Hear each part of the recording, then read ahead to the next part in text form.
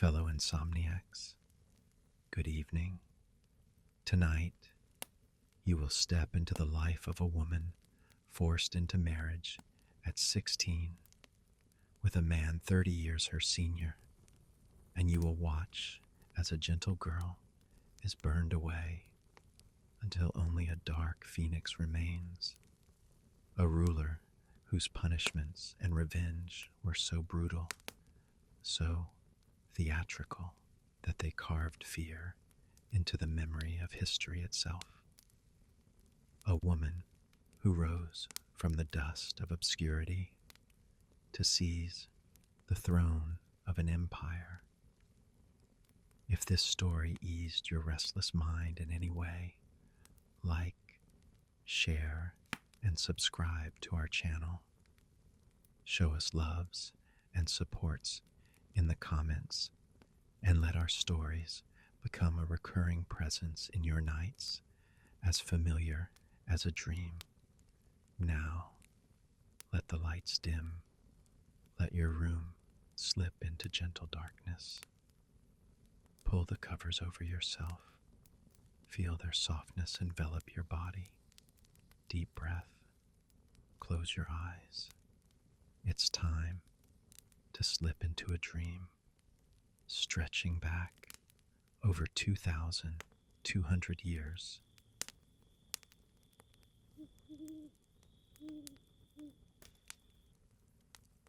You awaken in Shanfu County in the year 241 BC, as history itself prepares to turn its page.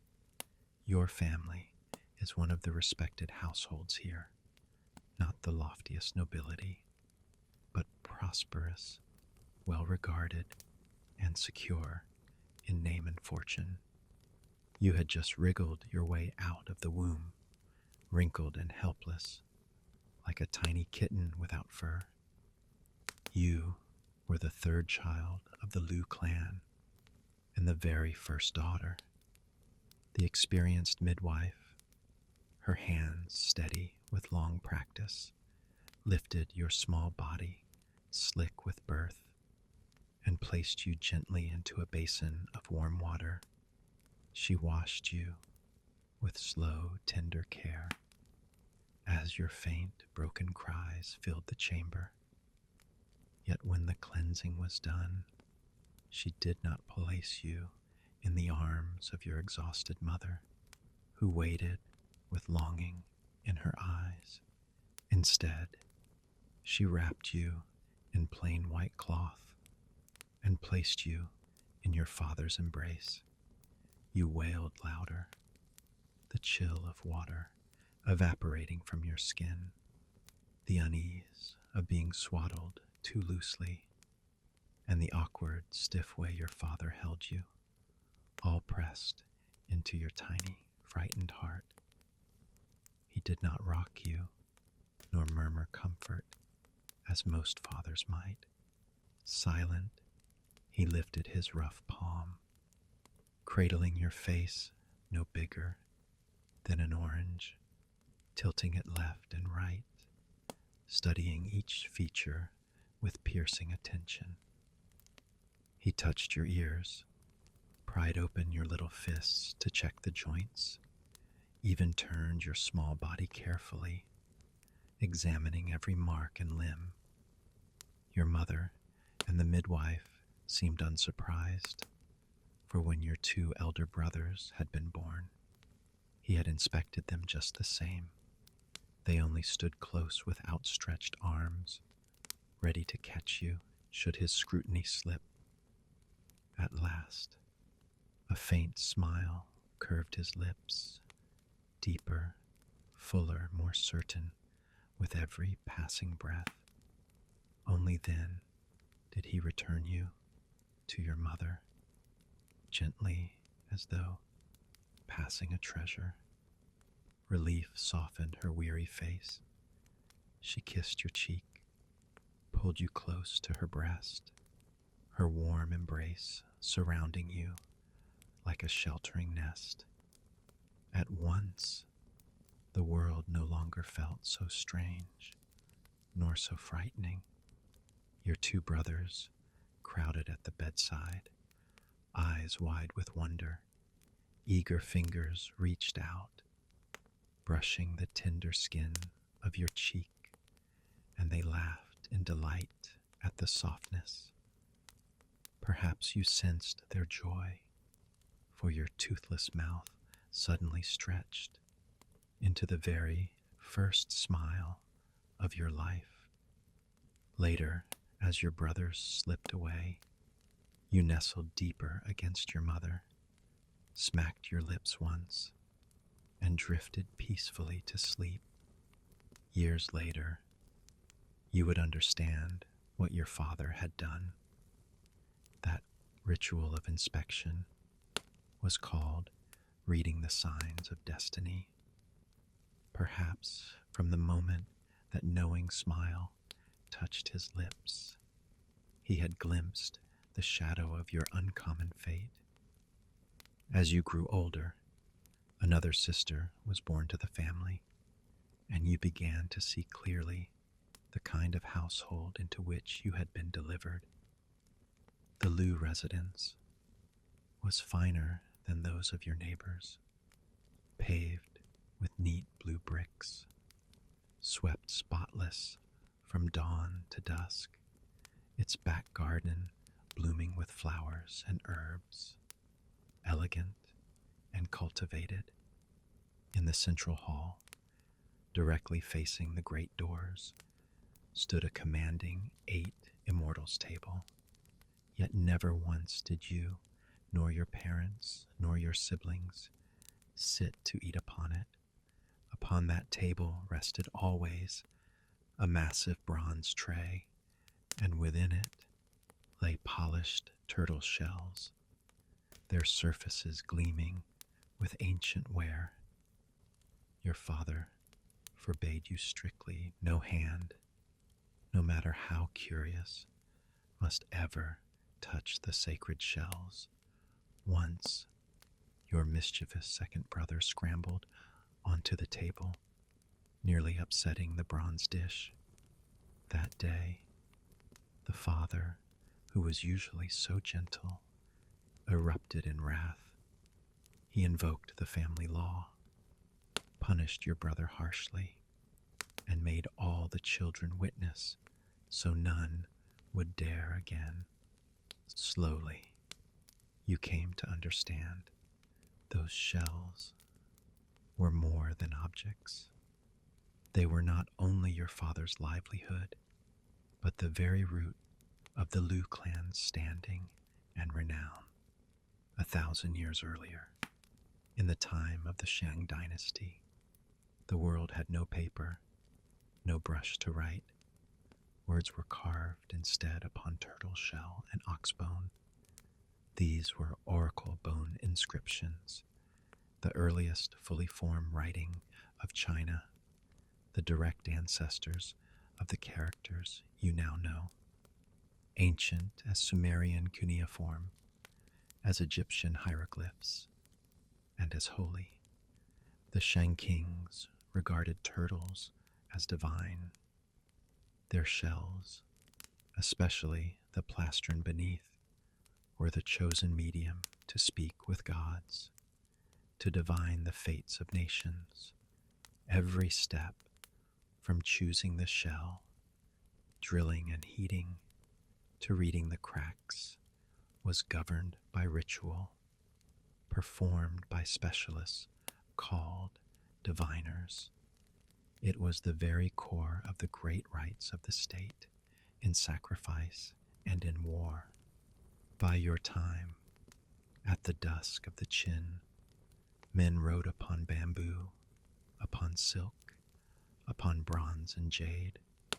Turtle divination had grown rare, too elaborate, too slow. Yet because of its antiquity, those few who still mastered the art were seen as vessels of legitimacy and keepers of the oldest truth, and your father was one of those men. With this ancient craft, he moved easily between local officials and wealthy gentry, reading faces, casting omens, tracing fate in cracks of bone. He offered them counsel of life and fortune. He neither plowed the soil nor toiled as craftsman, yet by name and skill alone he built wealth, forged networks, and stood as a learned and powerful man in his district. The house was often filled with guests of status. They gathered around the eight immortals' table, sipping tea, speaking in hushed tones, while your father turned the polished shells with grave composure, speaking of destinies you could only half understand. On certain nights, he would summon you and your siblings and seat you close.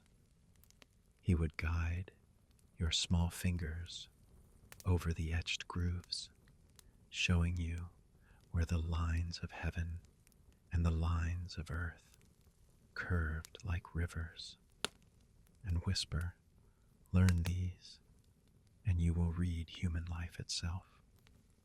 The candlelight, shining through the window lattice, danced upon the ancient shells, making their patterns shimmer like maps of hidden worlds. Beyond the shells, he also taught you letters on bamboo slips, the writing of words, the telling of stories. He recounted histories and myths, while your mother sat nearby, her hands stitching shoe soles, her needle flashing steady as rain upon fields. The hushed scrape of silver through cloth, the soft crackle of the candle's flame, mingled with your father's low, measured voice. Together, they wove a net of sound, a net that wrapped this season of comfort and stability, binding it firmly into memory. You never imagined that the first upheaval of your life would arrive so suddenly, like a summer thunderstorm. One moment, a sky of flawless blue. The next, heavy raindrops crashed down without warning, drenching you before you can draw breath.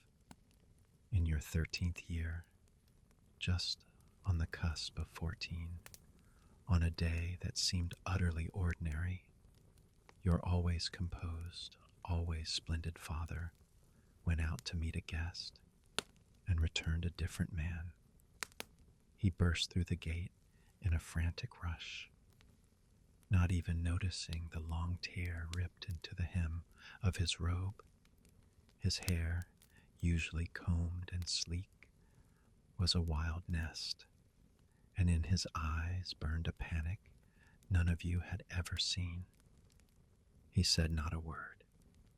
He strode straight to the great eight immortals table in the main hall, swept the consecrated turtle shells and bone pieces into his travel pouch, then yanked from the back of a cabinet a bundle long prepared. So, he had been ready for this. Without allowing protest, he seized your mother, pale and stunned, called for you and your siblings, and hurried you all toward a carriage waiting at the back gate. It happened so quickly, there was no time to ask anything at all. All that night, the carriage jolted like a sifting basket. You and your younger sister curled tight in your mother's arms, breathing the familiar scent of soaproot from her sleeves, listening to the clatter of wheels over gravel, while your heart pounded and would not slow. Your father sat on the driver's bench, his back taut as a bow drawn to the ear. From time to time he glanced back at you, and in his eyes sparks of anxiety flew, too hot for you to speak. When you passed the city gate, You lifted the corner of the curtain and saw in moonlight the spear points of the guards, cold light flickering along their shafts as they questioned travelers. Only later did you slowly learn the root of this headlong flight. It was your father's unnervingly accurate divination. He had foretold misfortune in the household of a powerful local man and had warned him in kindness. When disaster struck and the omen proved true, the man raged that your father's prophecy had summoned the curse and swore to seize him for blood payment. Thus, your peaceful, prosperous life was torn open for the first time without mercy. For 7 days, the carriage jolted on until at last it halted outside the gate of a place called Pay County. Again you marveled in secret at your father's wide circle of friends, for the county magistrate here was his old acquaintance. He not only offered your family protection, but had already set aside a residence to help you settle. Your far-off enemy could do nothing but retreat. You stood quietly behind your father, watching as in the brightest front chamber of your new home, he once more set out the familiar 8 immortals table and the massive bronze tray, and placed the turtle shells within with careful hands. In that moment, a knot of feelings rose within you, too tangled to name. The house filled with happy memory, the property left by your forebears, had slipped without a sound into the past you would never return to. Little by little, you all adapted to life in Pay. Your father recovered his old rhythm, going out in a crisp long robe, returning after nightfall, talking with your mother, teaching you children to read and write. Before the new gate, carriages came and went without cease. Beyond the magistrate and the grandees he introduced, many wealthy seekers arrived by reputation, the blue stone floor ringing all day with the clear clop of hooves. As before, they gathered round the 8 immortals table, watching your father hold the polished shells, and in a steady, authoritative voice, interpret the will of heaven and earth. Some guests laughed and marveled, others furrowed their brows and pleaded in low tones, and in their eyes, compared to those of former days, there seemed a shade more reverence. Your mother would often stroke your hair and your sisters and say with quiet pride, "This is your father's gift." Yet neither she nor you sensed that this forced migration had already, without shape or sound, pushed you onto a destined board of strategy, a complex game you could not yet see. In a blink, you were 15, 1 year from your hairpin ceremony. On quiet nights, you often caught the low murmur of your parents speaking in their chamber about your marriage. Your mother's voice carried an excitement she could not hide, a quickened urgency, while your father sounded always calm, certain, as if he waited for a moment long foreseen. It had been nearly 2 years since your family settled in Pay. By the depth of his oracle craft, your father's name had spread far, and he was held in high regard. The magistrate esteemed him greatly, this man who could speak with heaven and earth. And that autumn he made a point, at his grand seasonal banquet to introduce your father to more men of rank and influence. On the day of the autumn feast, the magistrate's garden held more than a dozen square tables. The scent of wine, mingled with roasted meat, drifted over the walls and filled the street beyond. According to the ancient rule that men and women should not lightly exchange, the banquet was divided in two. Male guests drank beneath the moon in the main garden, composing verses, discoursing on lofty themes. Women sat in the side garden beyond the wall, where flowers breathed scent into the night and laughter flowed in gentle streams. All present were figures of standing, in pay robes, neat caps, correct manners, graceful. Your mother brought you, now nearly of age. You were dressed in pale, elegant hues, your steps light, and the gardenia tucked in your hair swayed as you walked, breathing out a clean, quiet fragrance. The women praised the bloom in your cheeks, your fresh and pretty air, saying you bore the look of fortune. Everything felt so pleasant, so ordinary, that for a moment you half believed life had returned to the calm ease from before the flight. But when the feast was over and you returned home, the quiet of the autumn night broke beneath your mother's muffled sobbing. Even when you had fled your native place, she had not lost herself like this.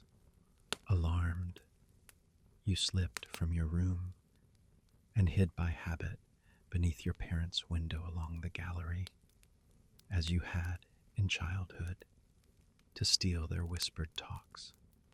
You heard your mother, voice trembling, for once speaking to your father with a tone edged by disrespect.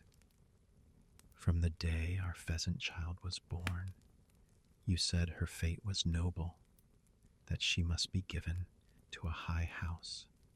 Now, how could you choose Liu Bong, such a coarse man? Liu Bong, your heart dropped, and at once you remembered the murmurs among the women at the feast. They had spoken with curled lips of a figure who did not fit among the men, a man of about 40, tall, but dressed carelessly, even slovenly. They gossiped that his manners were crude, that he drank and ate meat without restraint, hands shining with grease, that he laughed loudly, clinked cups, and once drunk, spewed foul words, even teased the serving girls with a vulgar lightness. A street ruffian, they said, plain as day. This man was Liu Bong, the pavilion chief of Sishui, a petty functionary over 10 li of land, a nobody in official rank, yet notorious, far and wide for wine and women, wildness and arrogance. As you reeled through those scornful sketches, your father's low rebuttal sounded. Do you think I am blind to his coarseness? But face reading is my life's study, and I do not mistake. His conduct is unseemly, yet there is a light in his eyes, bright enough to scorch, as if a wild fire burned there and could not be put out. When his gaze swept the hall, it carried a recklessness that feared neither heaven nor earth. More than this, his features are stamped with nobility, hinting faintly at the sign of ruling all under heaven. To me, he is like a block of stubborn stone, angular, uncarved. Tomorrow I will cast a hexagram for him and make the final decision. Would I harm my own daughter as head of the household?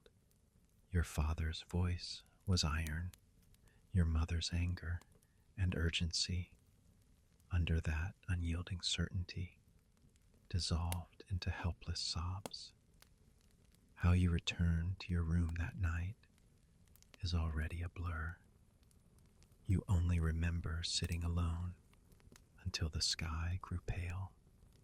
Then came the knock, your father's attendant, summoning you to the main hall. You drag your feet, each step heavy, your heart tangled in feelings too complex to name. Just yesterday, in the mouths of wealthy ladies, you were the beautiful and fortunate girl, admired, praised, full of promise. You too once allowed yourself a secret dream that with your father's renown, your own beauty and wit, you might marry a dignified official and live a life of servants and grandeur. Or you might wed a refined scholar steeped in poetry who would write you the tenderest verses under heaven. Or else you might become the wife of a gallant general, guarding the home while he thundered across the battlefield. But today you feel no bride-to-be. You feel like a soul being led to the place of execution, your feet shackled by chains unseen, each step dragging with unbearable weight. At last, you enter the main hall. Your eyes rise, and there it stands, the 8 Immortals table. How strange that this table, which brought your family wealth and esteem, this bronze tray that once bore the fates of nobles and grandees, should now hold the cruel decree of your own destiny.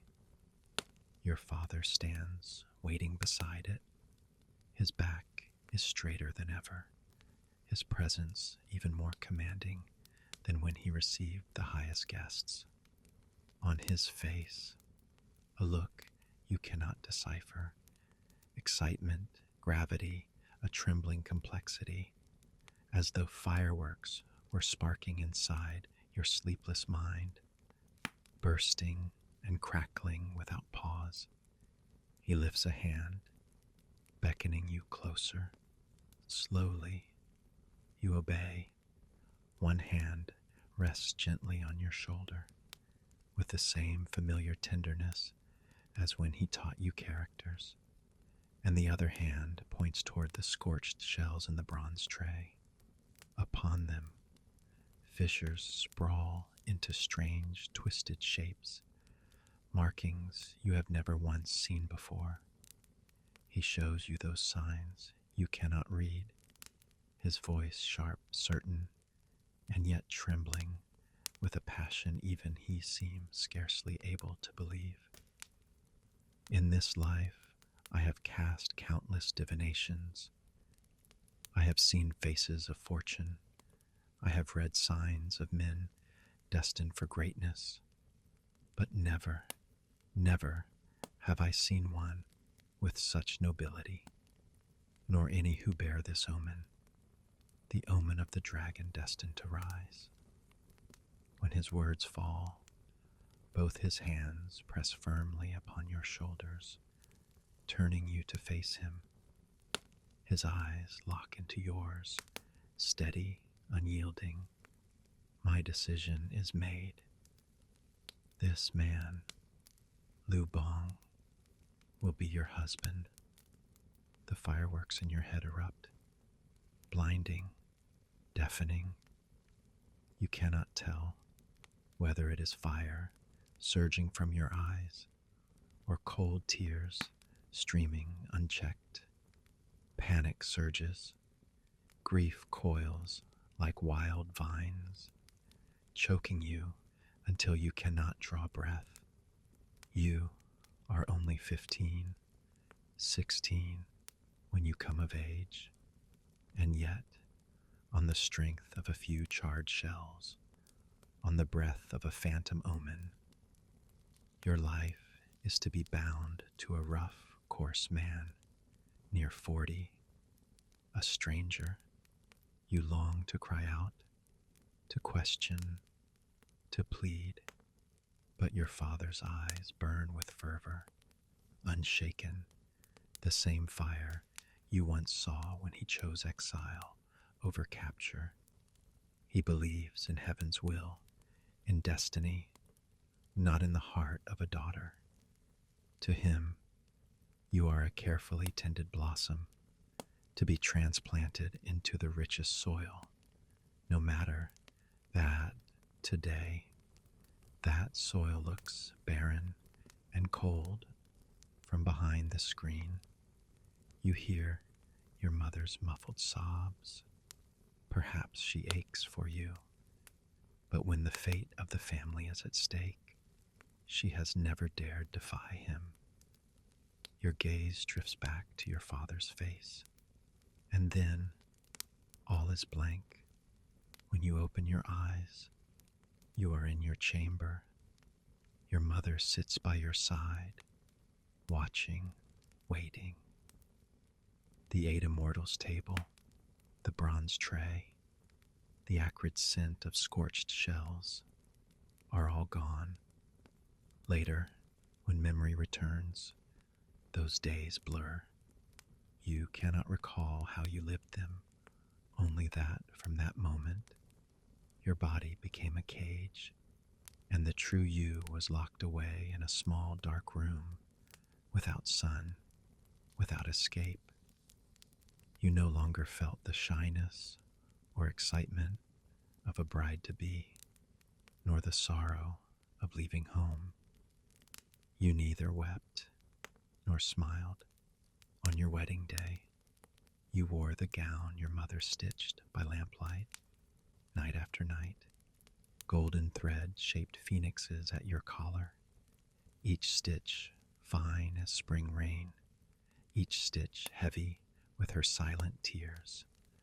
The robe shone in splendor, but weighed so heavy you could hardly breathe. The red bridal veil was her own hand's work, its twin lotuses embroidered as a prayer for a long union. But through its mesh, the world became nothing but blurred crimson. At the door, your father's figure flickered past, without turning back. Your mother's crying was carried away on the wind, scattered into pieces before it reached you, before you mounted the bridal carriage. Your mother pressed a jade pendant into your palm. It was warm from her grasp, damp with her tears. The touch stirred your heart, but all you could do was squeeze her hand once, and then you turned away, stepping into the carriage. Wheels rolled, hooves struck the blue stone of Pay's streets. Drums and flutes of celebration clashed with the chatter of the crowd. Together, they became an elegy, a funeral song for the carefree girlhood you had just buried. You did not know what lay ahead, but if heaven's script was carved into the cracks of those shells, if all was already decreed, then love or hate, longing or despair, none of it mattered anymore. Even the past had no weight. From this moment, you swore to see for yourself. Your father said your fate was noble, and Liu Bong's fate even nobler. Now the two of you, bound together by force, what kind of future would you tear from this turbulent world? That first night, You scarcely closed your eyes. Beside you, the man who was now your husband lay sprawled, drunk beyond all sense, his chest heaving with thunderous snores.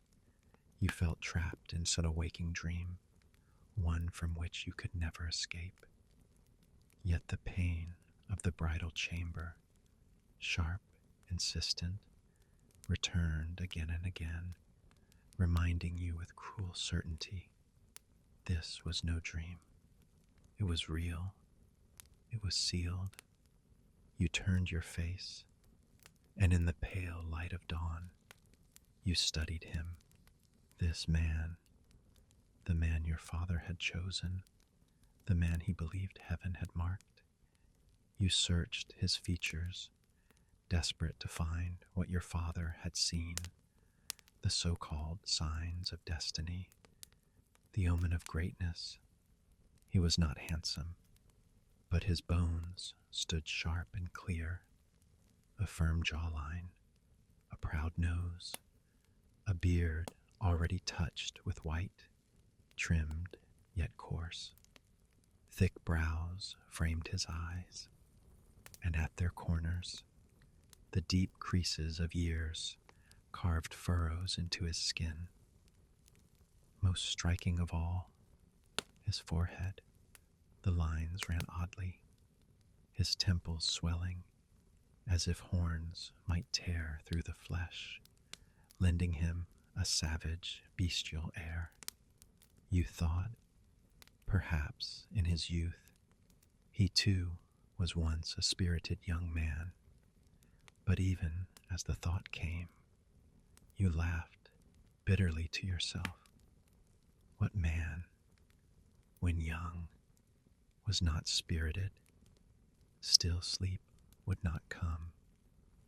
Your fingers clung to the jade pendant your mother had given you, tracing its smooth surface again and again, drawing what comfort you could, until the crow of a rooster tore the sky, and the light grew bright. Entering this unfamiliar courtyard, you saw it at once. This house, though wide enough, was far from wealthy. The yard lay in disorder. No flowers, no pavilions, no trace of care.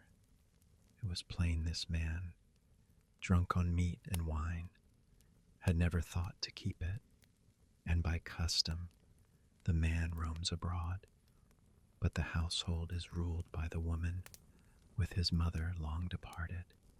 This tattered inner quarters had now fallen to you. In silence, you rolled up your sleeves. You prepared the morning meal. Flames licked the dry wood, snapping, hissing, painting your cheeks with heat. You set the table, then swept the dust. You did not know why the role of wife came so naturally. Perhaps you only wished to numb yourself with toil, to make your body so weary it had no strength left for grief. Just as you bent again to work, your father-in-law called softly. When you turned, a boy stood half hidden behind his legs, peeking at you, then ducking away. In his features, unmistakably, you saw your husband's shadow. Haltingly, your father-in-law explained. The boy's name was Liu Fei, born of another woman, already 10 years old. He was your husband's son, your stepson. Your fingers clenched tight around the broom. Your chest struck as if by a heavy blow. A son of 10, you had never heard of him, and his existence meant that even if you bore the first legitimate son, he would still be called second. True, the eldest born of wife carried greater claim, yet a strong firstborn of concubine could seize power still. You remembered your mother's tales of strife between sons of wife and concubine, of families torn apart, and you wondered, had your parents known this, would they still have sent you here? A storm raged in your mind, but reason slowly stilled it. After all, he was only a child, 10 years old, and what fortune was there in this crumbling house worth fighting over? You steadied yourself, gathered your breath, then offered a faint smile. You reached gently for the boy, drew him toward the table, placed before him a steaming cornbread bun. He froze, looked at the bun, looked at you, turned toward his grandfather. Only when the old man gave a nod did he reach out. He took it, silent, though when he stole another glance at you, there was a shade less fear in his eyes. You thought, if treated with kindness, perhaps this boy and the children you might yet bear could live in harmony. For what choice did you have but to embrace it all, day after day? Life turned slow as a millstone, grinding in circles, and you, like the beast that pulls it, trudged on in endless rounds before dawn, chopping wood, fetching water, cooking the first meal, at market, haggling for vegetables and grain, back home, clearing the yard, coaxing meager flowers and greens from barren soil, at noon, mending, washing, stitching every garment under the eaves. At first, Liu Fei lingered behind doors, peering like a wary kitten when you laid food on the table. He never came at once. He only stood, eyes fixed upon the dishes. Not until you sat, smiled, beckoned, did he creep forward, and even then, he would not raise chopsticks until you lifted yours. With trembling fingers, he chose the nearest bite of meat, and in that moment, when the taste touched his tongue, his eyes shone with a fleeting light. That light, in time, softened your heart, and little by little, in those rough, weary days, you found a strange, fragile comfort. Your husband, Liu Bong, was seldom at home. After breakfast, his figure would vanish for the whole day. This distance, this manner of living like courteous strangers, strangely eased your heart. For you, who never knew how to share closeness with a man, it was almost a relief. Most often, he went first to the pavilion at Surplus Water, where petty affairs and endless quarrels demanded his judgment. And once those trifles were set aside, he would wander off, drinking and boasting with his friends, speaking loudly of what they called the matters of men. At times, you thought of following your mother's way, of waiting with the evening meal, asking softly what he had seen, who he had met, what small stories the day had carried. But Liu Bong returned late, almost always, stumbling drunk, casting off his stained official robes, falling straight into sleep.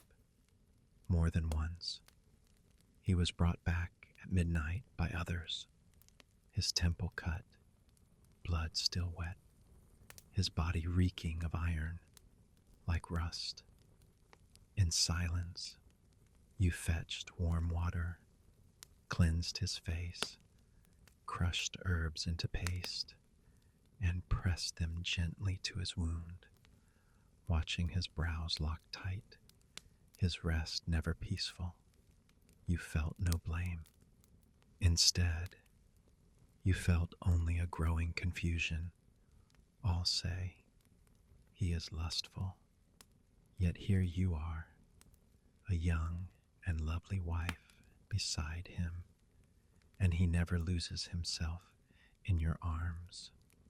All say, he is drunkard beyond saving, yet though you see him drink each night, you have never seen him truly happy. All say, he lacks all ambition, yet again and again you wake to his muttering in dreams, words blurred, restless, labor service, the journey. Never at ease, you began to feel this man carried a secret, one that no one else could see. Then one day, in the market, you saw him crouched on the roadside. He held the last half of a cake, baked by your own hands that morning. He tore it apart, held out a piece to a ragged boy, pale, thin, eyes hollow with hunger. The boy reached, but Liu Bong suddenly pulled back, and in one bite devoured most of it. The boy froze, face flushing red, his hand withdrawn in shame. And then Liu Bong caught his hand, pressed the whole other half into his palm, and even gave him the bitten piece as well. The boy laughed, eyes crinkled, teeth uneven, and Liu Bong, crouched low, laughed with him, loud and unguarded. That was the first time you had ever seen him laugh like that. From a distance, you watched in silence. He had never shown such warmth to Liu Fei, his own son. Yet with this strange child, sharing a broken cake, he smiled so bright, it burned the eye. In that moment, you thought, perhaps, he was not as the world claimed. He was no still lake, nor rushing mountain stream. He was a sea, at times, raging with storm, at times, calm as glass, but always too deep, too vast, to see what lay hidden below. Soon came the spring planting, your first since marriage. You went with the village women, carrying food to the fields. There was Liu Bong, shirt stripped off, his back darkened by sun, sweat trickling down like streams. When he saw you, he snatched a clump of mud, flung it playfully. It fell short, splattering only at your feet. Startled, you gasped, turning away, nearly dropping the food basket from your hands. But in a stride, he caught you, one hand rough with earth around your waist, the other steadying the box. Laughter rose around you, warm, teasing, and your face flamed hot. That hand of his, calloused, sunburned, pressed through the layers of your dress, and still you felt its heat, its strength, searing at your heart. Unthinking, you reached for balance and touched his chest. Beneath your fingertips, skin hot, slick with sweat, coarse, alive, like gripping, burning coal. Your fingers curled, your heart trembled, and you froze. caught in that heat. The meal was simple: coarse rice, pickled greens. He ate fast, swallowing hungrily, then dropped his one piece of meat into your bowl. "Thank you for taking care of the child," he muttered, "and the family." The sun glared down, fierce and bright. You looked at his satisfied smile, and in that moment, the calluses on your hands, the ache in your shoulders, no longer mattered. After that, he no longer left each morning with only a bun in his sleeve. He sat, even in silence, and ate the breakfast you made. Before leaving, he said, "I will come back tonight." And often he did, not always drunk, not always distant. Your words remained few, but you were no longer strangers. And slowly, you began to understand that old phrase from plays: affection born of time. Not long after, you conceived. The day Lu Yuan was born, the chamber was thick with blood. You bit down hard, clutched the bed, listening to the midwife's harsh breath. Outside, the sound of his pacing, heavy, restless. When at last the infant's cry pierced the air, he rushed in, his eyes alight, bright as stars upon a river. For the first time, you saw in his gaze not idleness, but reverence. Clumsy, he reached to hold the child, only for Lu Yuan to seize his beard, tugging hard, while he grimaced in pain, yet dared not move. The sight made you laugh, even through the ache of birth.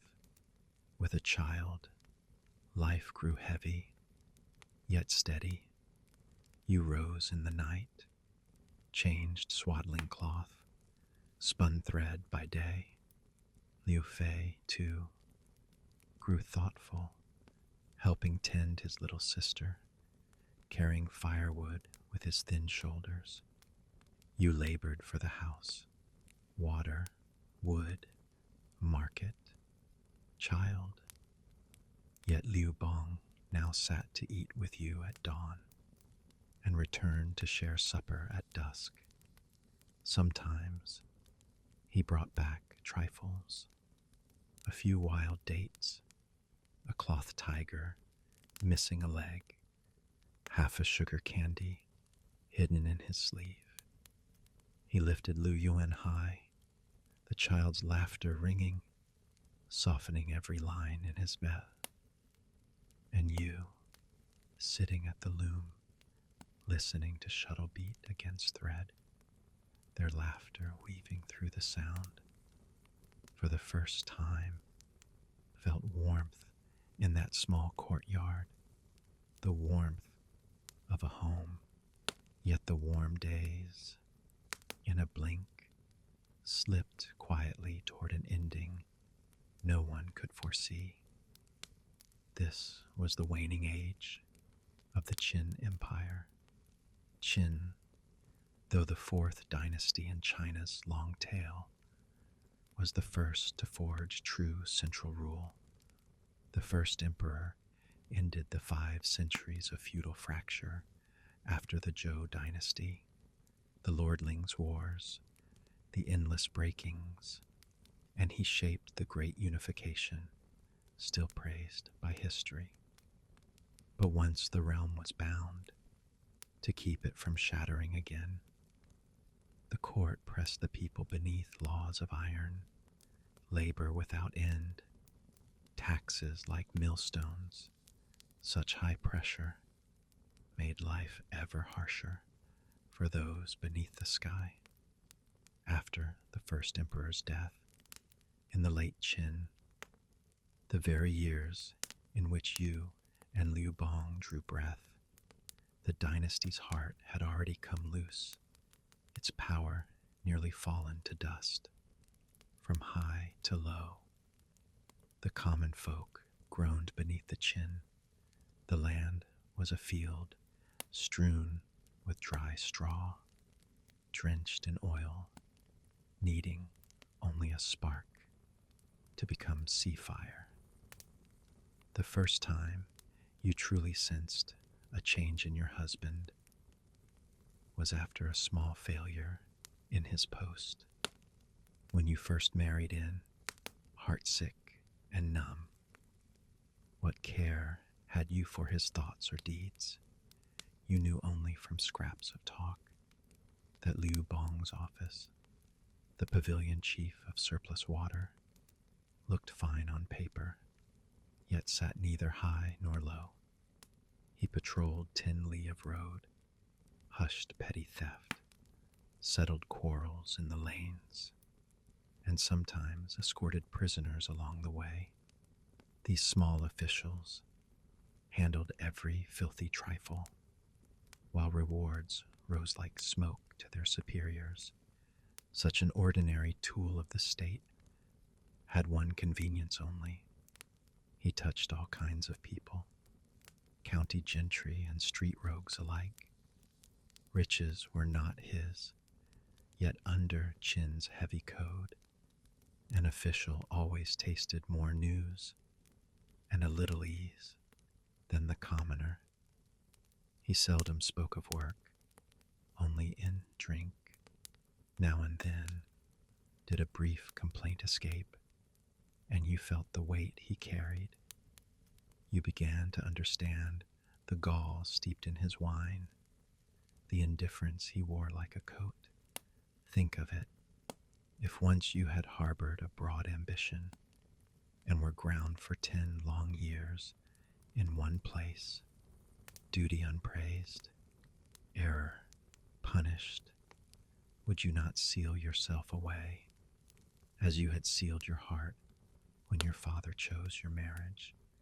Yet you did not know that this man who drowned himself in wine villages had already begun in silence his own rebellion. It was a plain afternoon. You were in the kitchen plot with Lu Yuan and Liu Fei, picking the first small tomatoes while your father-in-law dozed in a woven bamboo chair. Suddenly, a hard pounding shook the outer gate. Your father-in-law jerked awake, nearly tumbling from the chair. You sprang forward to steady him, crushing beneath your heel a few fresh tomatoes you had just gathered. The pounding did not cease. Louder, faster, and men shouted outside, "Open up! Is this the house of the criminal Liu Bong? We come by order to seize the offender. Open at once." Criminal Liu Bong? Your heart leapt. You hesitated at the gate, then slipped the bar free. A knot of uniformed men surged in, the door's violent swing jarring you backward before you found your footing. A thick hand clamped your arm. You turned into a broad face, rough with stubble and pitted with old scars. "You are Liu Bong's wife?" His voice was harsh, his grip tightening until pain burned up your bone. Fear with no path to flee. "I am," you said. "Come." No further word, once sure of you. He dragged you toward the door. Another officer seized your other arm. Between them, you were nearly lifted off the ground, forced to tiptoe for purchase. Both arms screaming, the rest pressed close. A wall of bodies, cutting you from your family like a blade. You twisted to look back and saw Liu Fei stunned, Lu Yuan fallen weeping at her brother's feet, and Liu Gong, your father-in-law, only just understanding, crying out in panic, yet held inside by drawn bronze, half bared by the men who blocked the doorway. You were taken to the prison, handed to the warders, kings within those walls. On the gate, the figure of the Beyond Beast was carved, the tiger-faced dragon's son, emblem of power and confinement. When the heavy door groaned open, the sound grated like teeth, as if the mouth of hell unsealed. A stench rushed out, rot of waste, iron of blood, rank sweat, a stench that turned your stomach where you stood before you could retch. Iron cuffs were snapped upon your wrists. Worse, the warder, fastening them, let his eyes crawl over you, moving the lock slow on purpose, his filthy, thick fingers grazing your skin, a chill knifed up from your soles, every hair on your nape rising. The lock clicked. "Search," he said lazily. He shoved you hard, face first, against a slimed brick wall. You struck the wall, pain not yet found, before hands were already moving over you, ankles, shins, the outside of the thighs, then the inside. You tried to cry out, but the damp stink clogged your throat. His hands kept at their search, rough, slow, squeezing flesh as if kneading dough. You struggled, and he pressed harder, grinding you into the wall with his whole weight, the edges of his armor biting through your clothes until your skin burned. His hands traveled over the hips, climbing the waist, under the arms, then to the breast. The more you writhed, the heavier he leaned, as if to set you into that filthy wall forever. At last, his hand slid from your breast to your throat, closing around your neck. Your slim neck fit near within his palm, and you felt that, with a flick, he could snap it. You heard him inhale, deep, then press his nose to the back of your neck and drink your scent like a thief. Revulsion, fear, rage, and shame surged so fierce you thought to bite through your tongue. Enough. She is Liu Bong's wife. Do not overdo it. Another voice, flat, from behind, a huff of reluctance in your ear. Then the hand left your throat. The weight eased away. A hand landed on your shoulder, drawing you off the wall. You looked down, your front stained black with slime, and a helpless coldness swallowed the earlier chill whole. So, people like you truly were only ants, to be rubbed between fingers. When you lifted your gaze, you saw the others brought in with you. Most were heavy offenders, bound with dreadful gear you had once glimpsed from far off on the street. A thick, square plank rested at the neck, its central hole clamping the throat. Iron chains drawn back from the plank to the ankles. Another pair of small holes at the front, pinning both wrists. Iron cuffs locked again over bone. You and a few light offenders with wrist irons walked ahead, the heavy ones behind. The leering warder and another familiar, nameless guard before and after, driving you like a herd into the prison's depths. The halls were broad and blind, filled with moans, sobbing, clank of chain, and the raw bark of orders. From a single bright place far within came the lash, the scold, the long thin scream. For the first time, you saw with your own eyes what the streets only whispered, that Chin law is harsh, and how harsh was horror. Soon, they shoved you into a half-sunken cell of brick, sealed and airless, a narrow pane high as a single brick, letting in a smear of light. Damp cold sank into bone and would not leave. Day felt like dusk, night like ink without stars. Harsh laws, crowded jails, though most heavy offenders would soon be driven away to build palaces and tombs. New prisoners poured in like flood. How many, like you, were taken without a crime even read out? You could not guess. In that cramped pen, bodies were packed like stock, not room to lie, only to curl, leaning on strangers for breath. Shaking still, you tucked yourself into a corner, face pressed to your knees.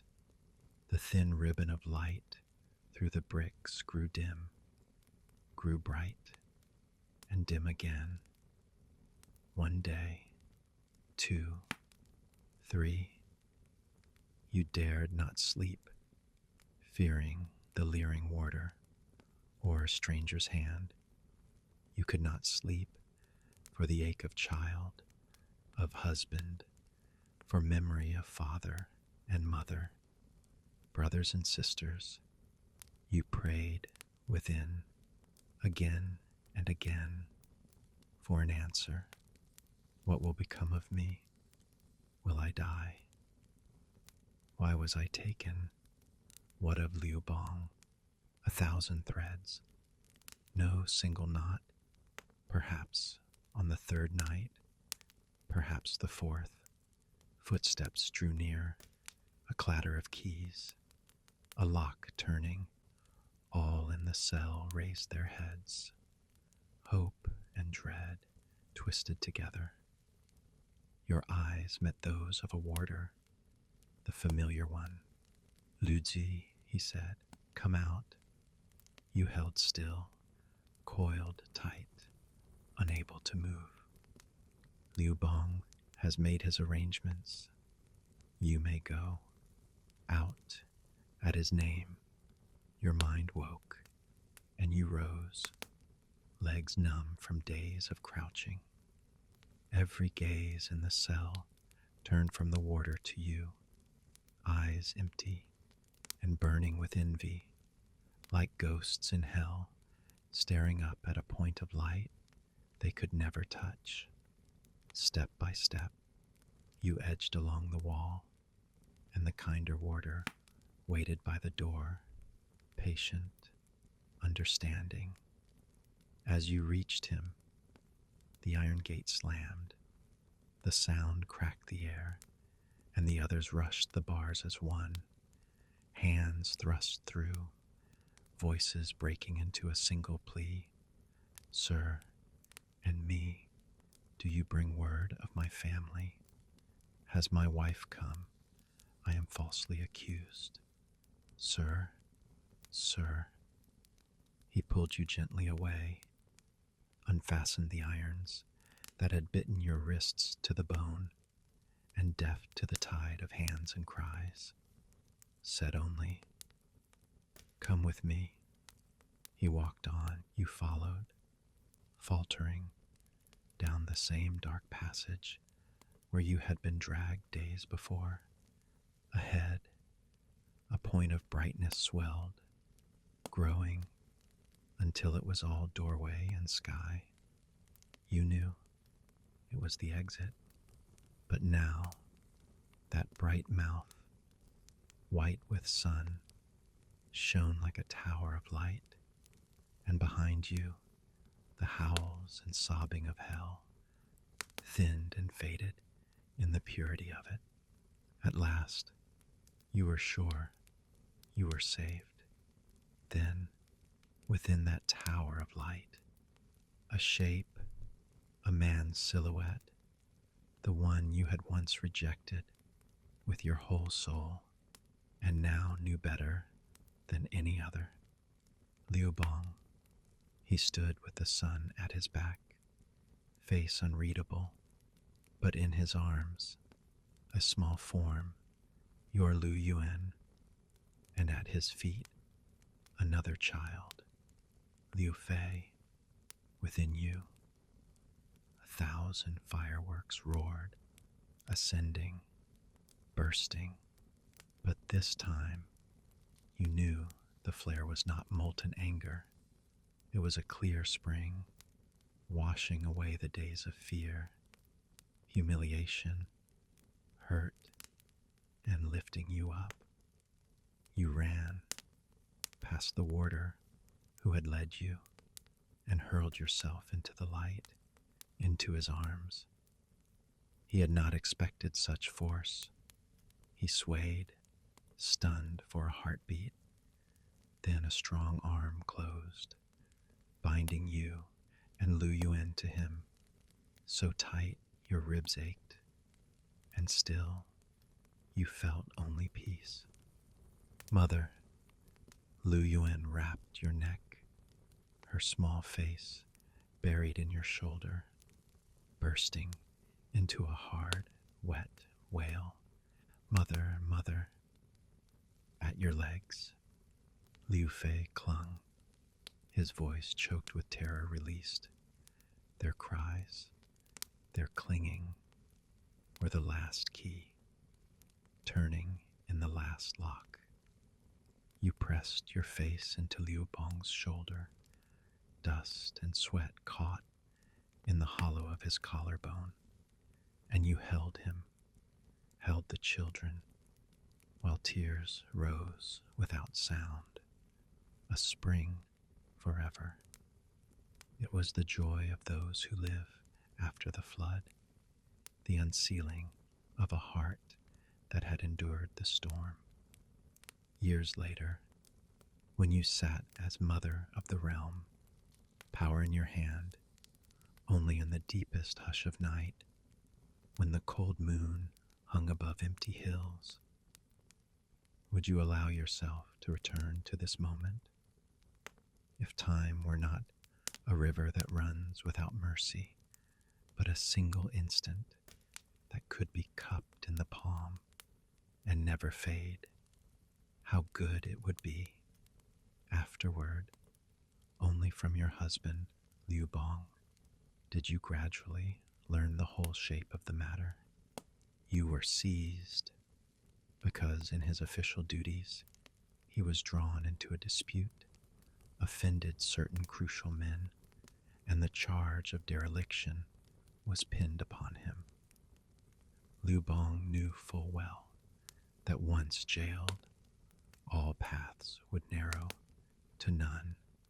To keep his freedom, to maneuver and overturn the case in days to come, he could only vanish for a time.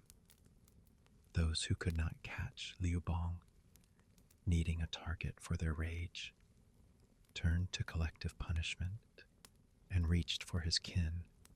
Thus you, his wife, were taken and thrown into the jail. Fate, at least, left one thin thread of mercy. When you were handed over at the prison gate, it happened that Liu Bong's old friend, Renao, was on duty, the very warder who spoke up, who stayed the other man's hand. It was he who found a way to send word to Liu Bong in hiding that you had been jailed in his place. Only then did Liu Bong spend all he had, and in a handful of days, quiet the quarrel, so that at last you were released. Never had you imagined, in an age of iron laws, where any misstep could be ruin, that your husband, who seemed so careless, so light toward all things, would dare to evade the Yaman's grasp, to resist in silence. You did not yet know that the fire in him had long been banked and waiting, and yet what you felt more keenly was another truth. All the humiliation and terror you had borne had risen from him. You took his blame, you sat his prison, you endured his pain. A question rose and jammed in your chest, turning without end. You longed to ask him when he chose to hide. Why did he not find a way to take you, or at least send a word, so that you were not left wholly alone? But when you looked at him, face full of apology, speaking to you for the first time with unguarded honesty about the course of his duty, when you heard in a low voice his helplessness, his trouble, his deep remorse, when you remembered this was a world where women were meant to remain within, unseen and unheard, a time of stern male order that brooked no doubt, and when you felt most of all that you had just survived the flood, that your family was whole again, you swallowed the question back. You told him that so long as he was safe and this household could stand, you would bear anything. And only then did you startle to find that you had already bound yourself deeply to this man before you, that you could not part from the children you shared, nor from this home you had almost lost. You believed that he felt the same. Afterward, you passed through another stretch of quiet warmth. You had not guessed that it would be the last stillness before the storm. Shamed by the prison you had borne for him, Liu Bong came home most nights, sat to eat with you, and spoke. Soon you were with child once more. Yet the year in which you carried new life was near the most turbulent and theatrical of late Qin, between 210 and 209 before the Common Era. Risings flickered across the land, farmers taking up rage as if it were a hoe. Though none at first shook the roots of rule, they burned like grass fire, lighting the hearts of the long-pressed, who had dared not speak. More and more understood that if obedience meant death, and defiance might also mean death, then better to fight and perhaps grasp a single thread of life. The sparks that crept from every province found their way, of course, into the heart of your husband, a heart that had trembled for a long time already. Your second child, Liu Ying, was born amid this wind and rain, yet soon after his first cries, your husband Liu Bong received an order. He must escort a band of convicts to Mount Li. Mount Li, the site of Qin's vast imperial tomb works. What later ages know best are the mighty terracotta ranks, yet those are only one ridge of a buried mountain. Records say this mausoleum of the first emperor of Qin spread across 56 square kilometers, the space of 78 forbidden cities, or 8,000 standard fields of football court. The tomb had two realms, one above, one below, to the above, an artificial hill once 115 meters high, worn by 2,000 winters, still more than 50 today, a height like 17 floors, then to the below, a palatial underworld, 30 meters deep on average, some 120,000 square meters wide, where a shadow capital was set to mirror the palaces of his life, with carved mountains and rivers, more armies in clay, and treasures without count. This labor drank almost 40 years and drew some 700,000 hands from the whole realm, most of them convicts and common folk driven there in chains. And it was on one such escort that your husband met with the unforeseen.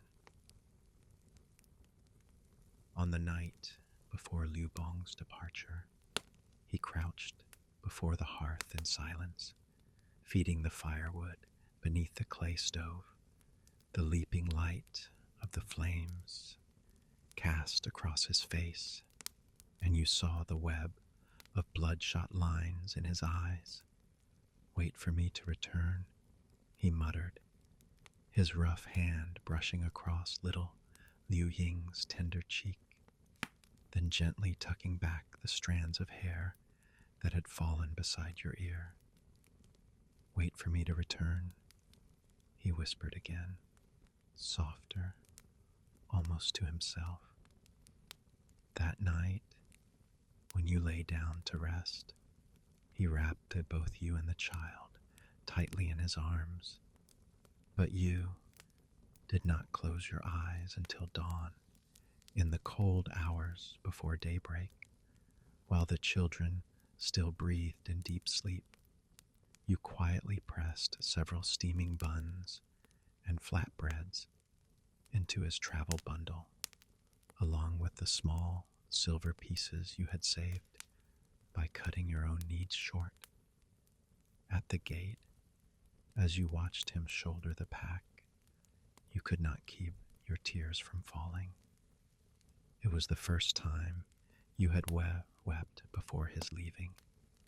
You gripped his calloused hand, choking as you told him that you and the children would wait, that he must, above all, return safely.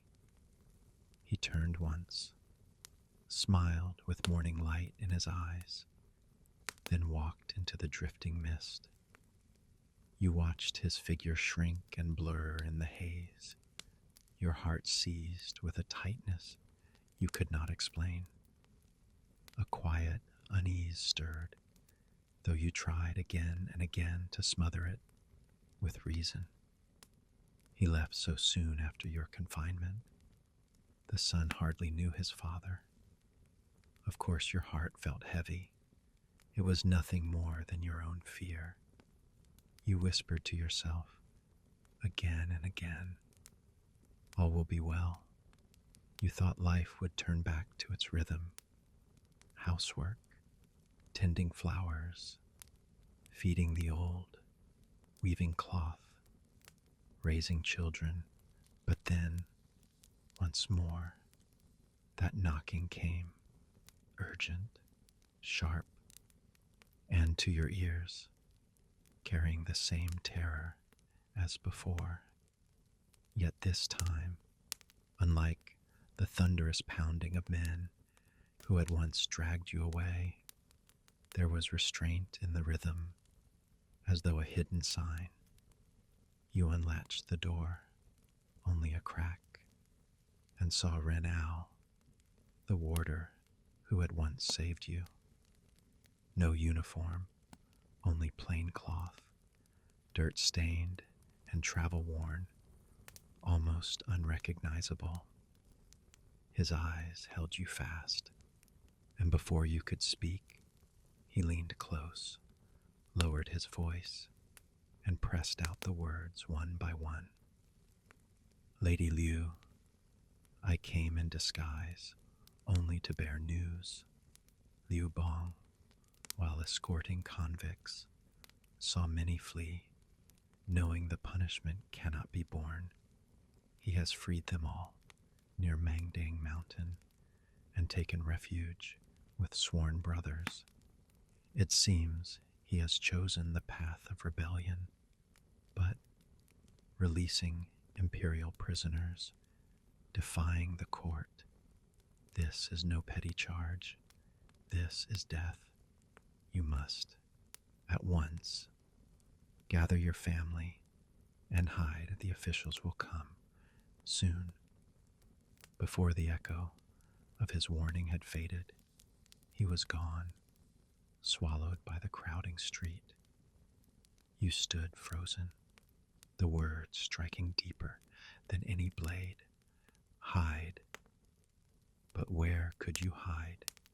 You, a woman with a swaddled infant, a daughter barely 3, a boy yet in his teens, and an old man in his 60s. How could such a family withstand the wilds? What household would risk sheltering you against the fury of the court? Wherever you went, you would be too visible, too fragile. What were you to do? You closed the door with trembling hands, turned, and met the wide, fearful eyes of the old man and the children. They had not looked away, not once, since you went to the gate. The memory of that earlier day, when you were seized, weighed upon them still. And now you knew with piercing clarity another calamity was here, and no escape lay ahead.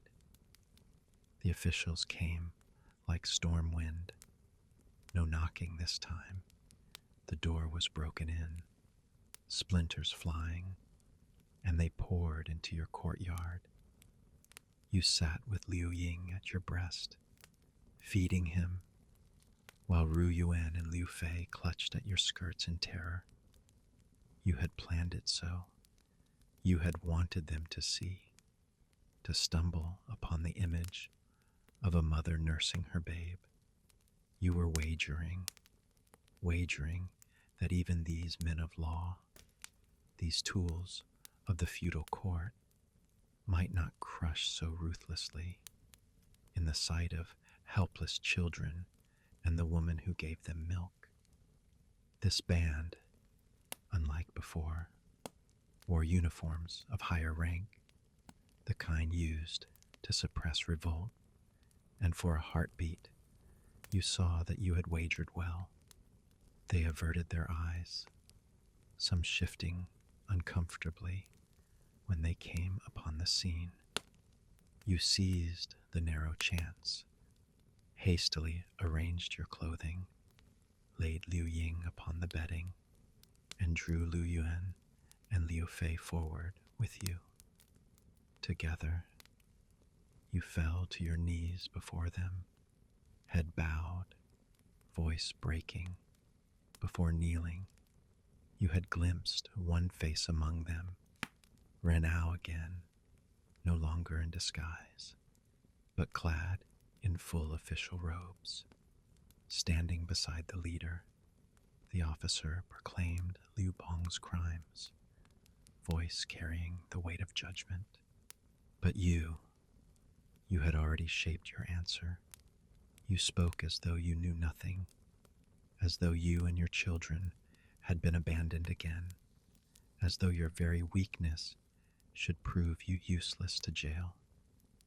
You made them see that in a land riddled with uprisings, in prisons already spilling with bodies, locking away a woman and 3 fragile souls would only waste precious chains. Your voice shook, but your eyes were lowered, and Renao, hearing you, was struck with disbelief. The woman he had once seen, curled and trembling in a dark corner of prison, now knelt calm and sharp before armed men, parrying with words. He understood your hidden plea at once. He stepped forward, bowed, and said with defiance to his superior, My lord, the woman speaks true. She has once before been dragged down by Liu Bong's crimes, abandoned by him, and jailed. Now he has sinned again, most gravely. Surely this too is his pattern. He has no care for his kin. If we seize them all, he will only flee the farther. Better to use them as bait, confine them quietly here, set watch upon them, and when Liu Bong comes in secret, we shall close the trap. The officer pondered, then nodded with satisfaction. He cast one glance at you, kneeling with tears, and turned away. The troop followed him out, leaving silence behind. From then on, your family lived beneath tight guard. Most days, you were penned within your yard, your every act carried by report. Only twice each month could you leave, under shadowed escort, to buy grain. You did not know when such days would end. Each night, you woke from the same dream, the nightmare of prison, where you and your children are dragged back into chains. Yet fortune did not abandon you.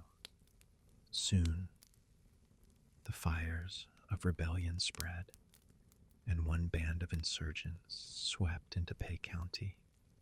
Within, townsfolk who had long carried revolt in their hearts rose to meet them, killing the magistrate, seizing the city. The watchers upon your house vanished like smoke when Liu Bong himself burst into your courtyard, face smeared with blood and dust. You learned at last it was he who led the rising, who took the city. The men hailed him as Duke of Pei, from the name of the county, his native soil, his family's home. You looked upon him, your husband, now fierce and radiant, a commander with the scent of slaughter upon him, and in your ears echoed your father's words.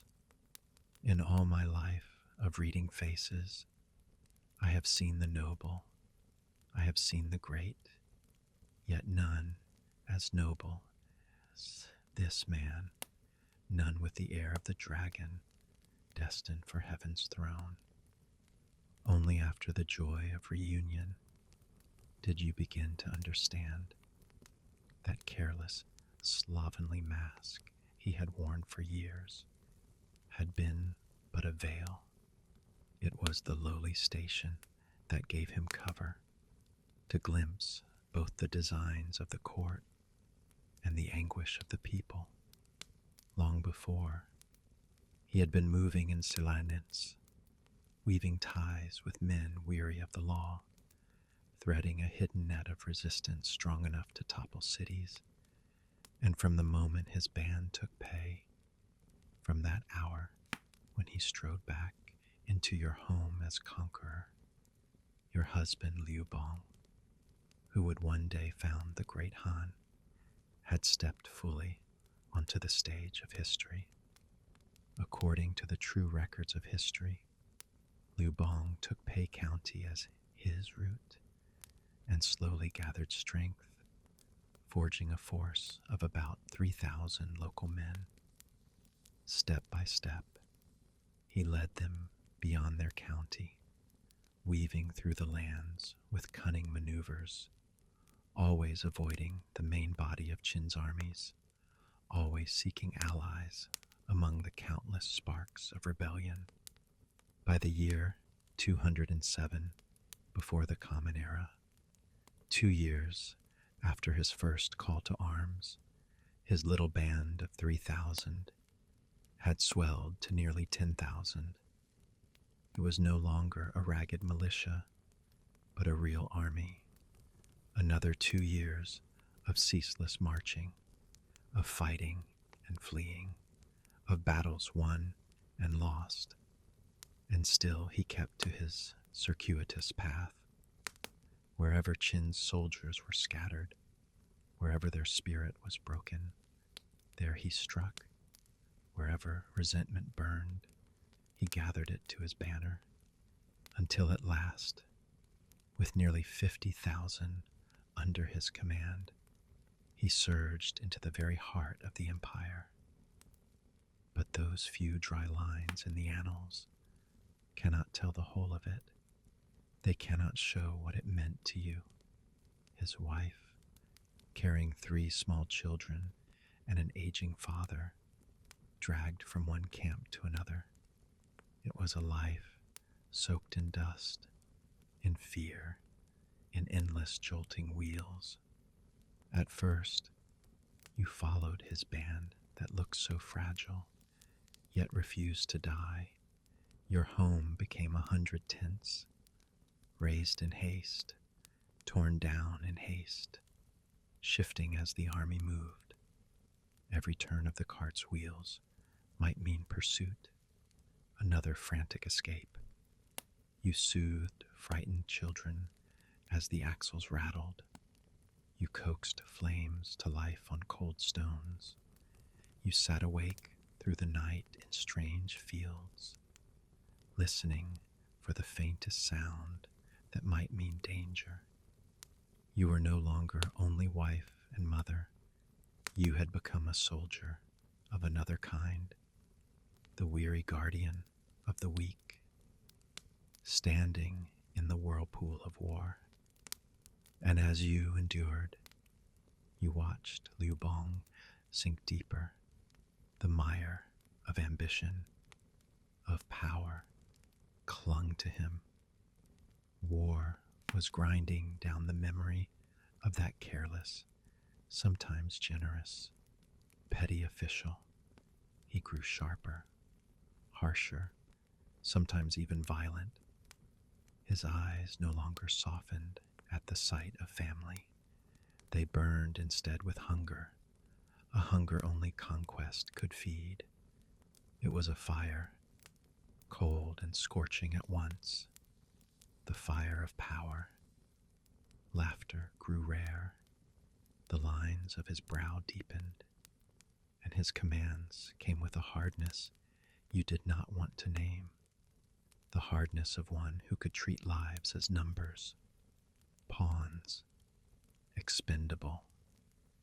You began to smell something strange about him, not just blood and dust, but the chill of one born to rule, the cruelty of a rising overlord. He spoke to you less, looked at you seldom, and when his gaze met yours, it was no longer love you found there, but calculation, weariness, and schemes unending.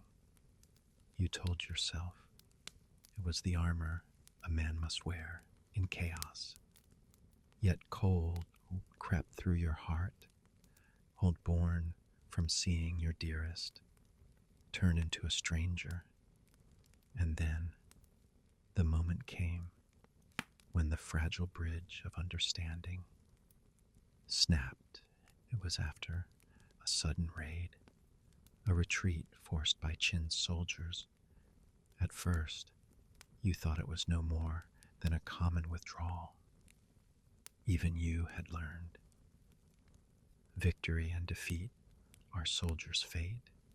You, with your father-in-law Liu Gong, had been sent to a so-called safe rear.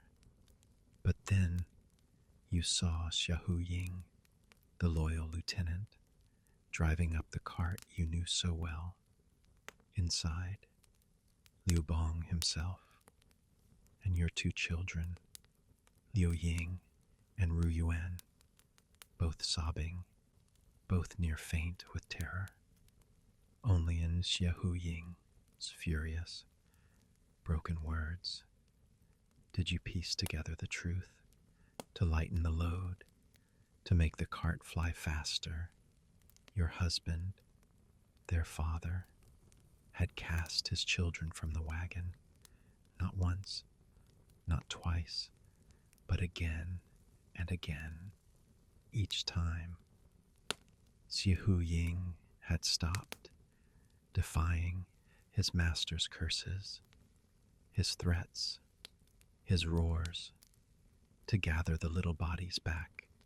Each time, he laid them again upon the cart, as Liu Bong shouted to throw them away. When Xiaohu placed them in your arms, trembling, cold, choking on sobs, something broke inside you. You did not look at Liu Bong.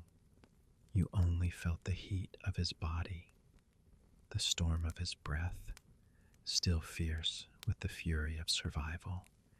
And in that silence, you heard it, the crack, something inside you breaking, not only the ache of a mother, but the collapse of a wife's faith. You could not imagine what it felt like for little Ru Yuan at 5 or Liu Ying at 3 to see their father's hands hurl them into the dirt again and again. What terror, what despair carved into their hearts. The days went on, war went on, but nothing was the same. A line, deep, unspoken, ran between you. You could no longer believe that he was anchor or shield. You remembered how once he had fled from law, leaving you to prison. How once he had made the family a bait.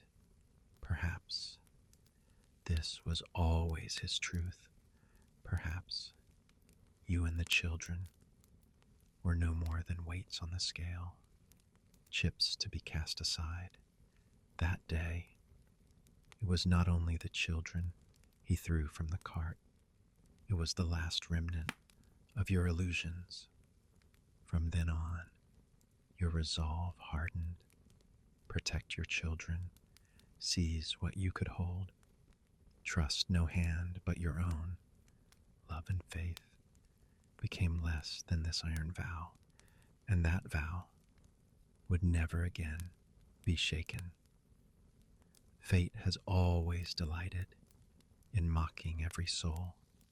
Your one wish, your desperate vow to protect your children was soon torn to shreds by the cruelty of war.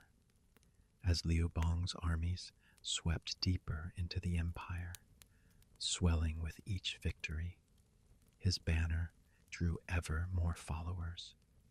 At its height, the host that once numbered thousands grew to nearly 600,000. By then, only one force remained to match him, the mighty army of Chu, led by the Western overlord, Sheng Yu. And then came the clash at Pengchong, a battle that should have crowned Liu Bong's rise, instead turned to ruin. 56,000 men routed in a single day by 30,000 of Sheng Yu's iron cavalry. What had seemed a tide of triumph dissolved in terror. Amid the chaos, you, with your father-in-law Liu Gong, became separated from your husband and your children. As you fled, as you searched for the sight of his banner, Chu scouts found you. From that moment, you and the old man, wife and father of Liu Bong, were no longer kin, but prizes. You were torn from your children, and your torment had only begun when you were first cast into Sheng Yu's camp. Some pitiful spark of hope still lingered. You thought, surely he, the man who was now king of Han, would not leave you here. Surely he would pay, plead, sacrifice to ransom his wife and father. But the days dragged into months, the months into years, and nothing came. Hope, like the embers of a dying fire, grew cold and dark. They did not torture you with whips and blades. No, what you endured was sharper, a slow erosion, a grinding of body and spirit. You were penned in cages deep in the camp, worse than any county jail. Summer was an oven, swarming with flies. Winter, a knife, cutting through the walls.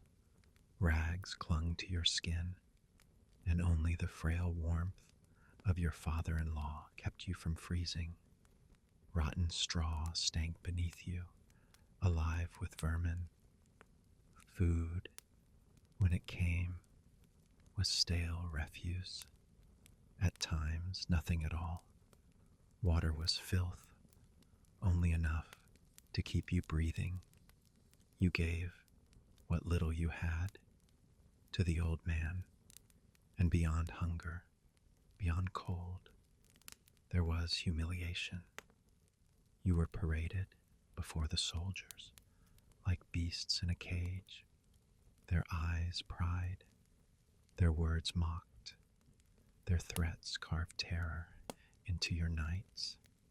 Each drumbeat, each shout, you thought would be your death. When Han forces won a skirmish, your guards grew savage. Xiang Yu himself, famed for cruelty, dragged you forth to shame you.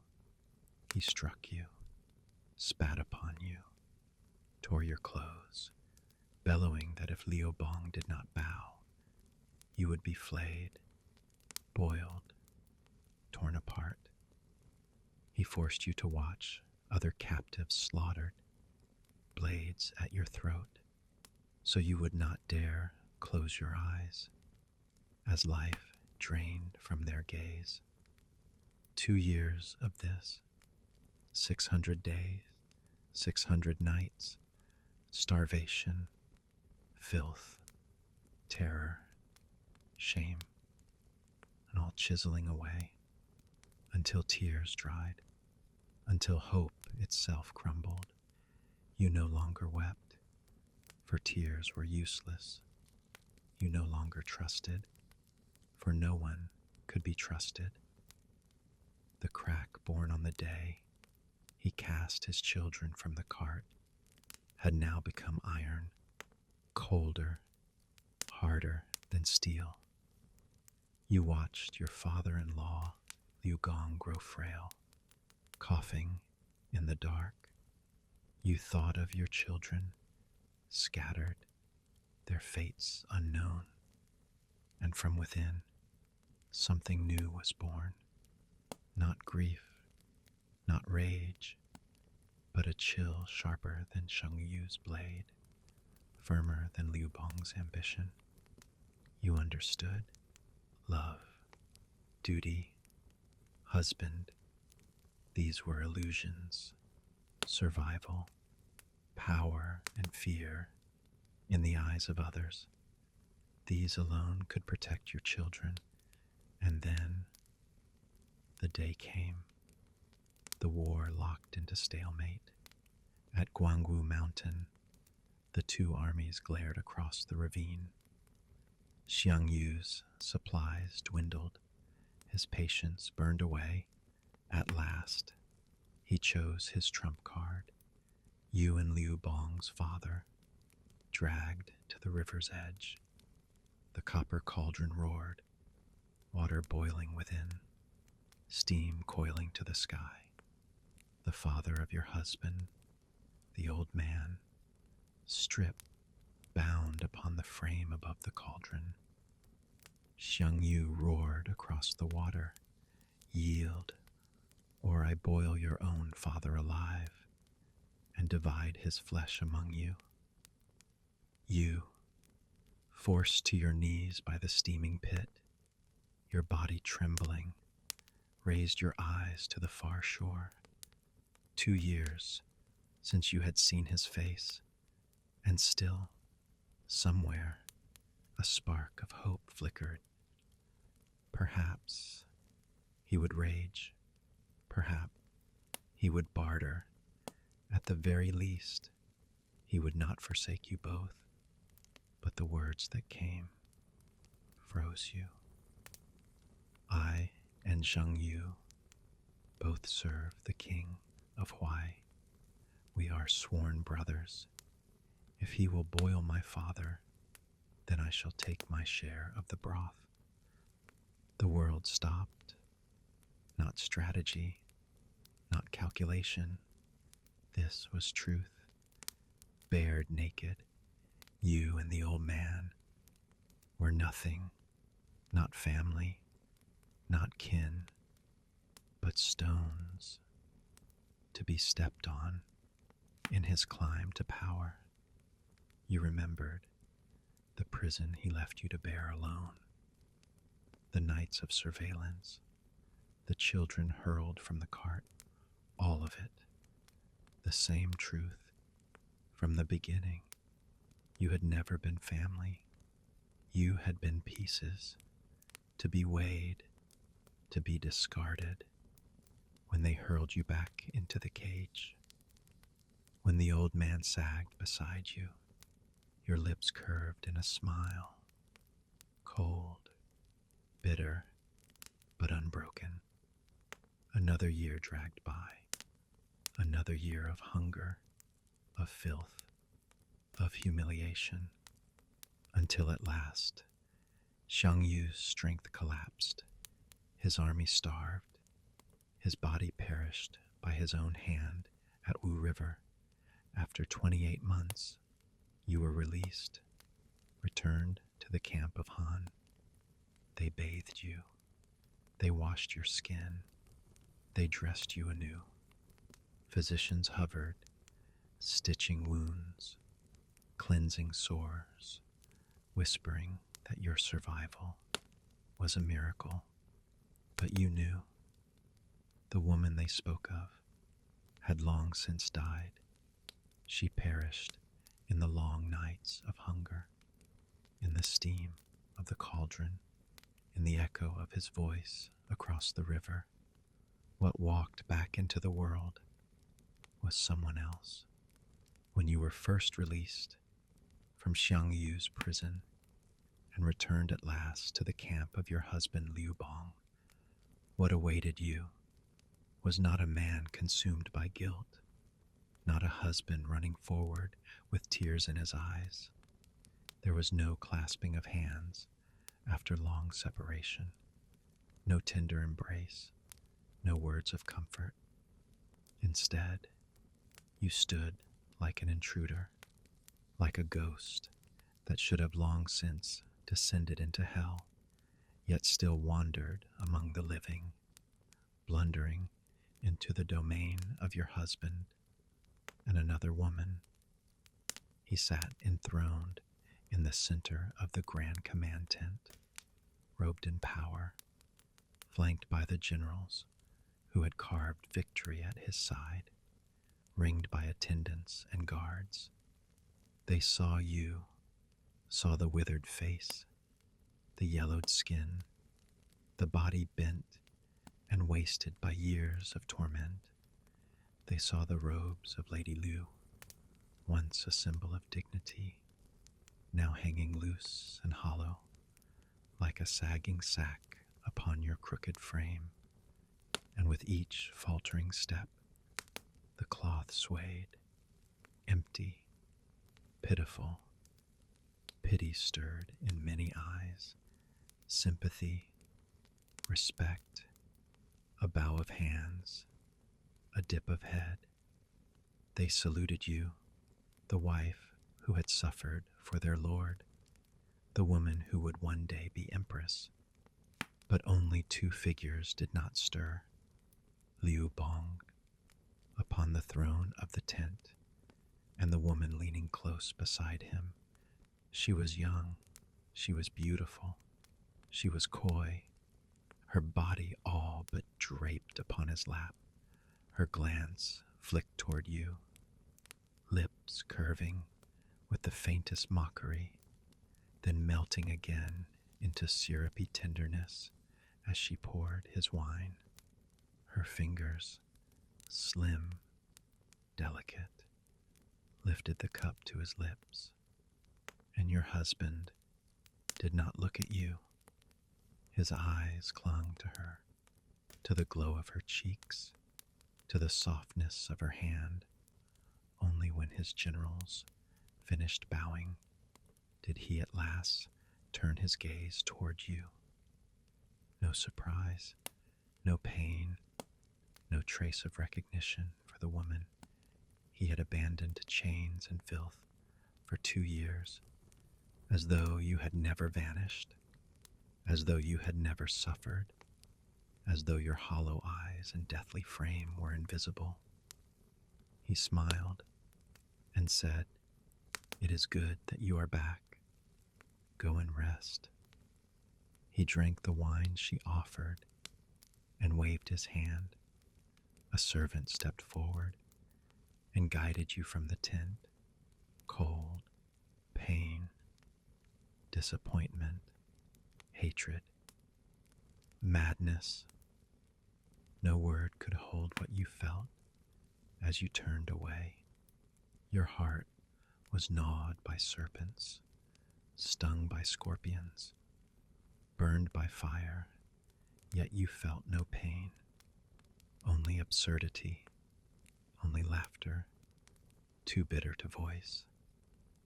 So, while his true wife languished in chains, he had already prepared another, a woman to warm his nights, to soothe his loneliness, to wear the silks and jewels that should have been yours. Her name was Consort Chi.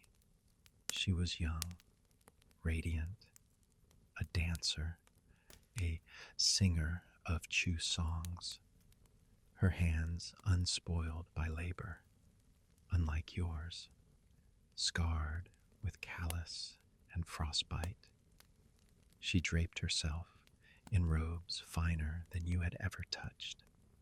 She lay with him each night, sang him the melodies of his homeland, and bore him laughter in the dark. And you, who had walked through fire, who had carried his children through hunger, who had suffered for him every humiliation, what did you gain?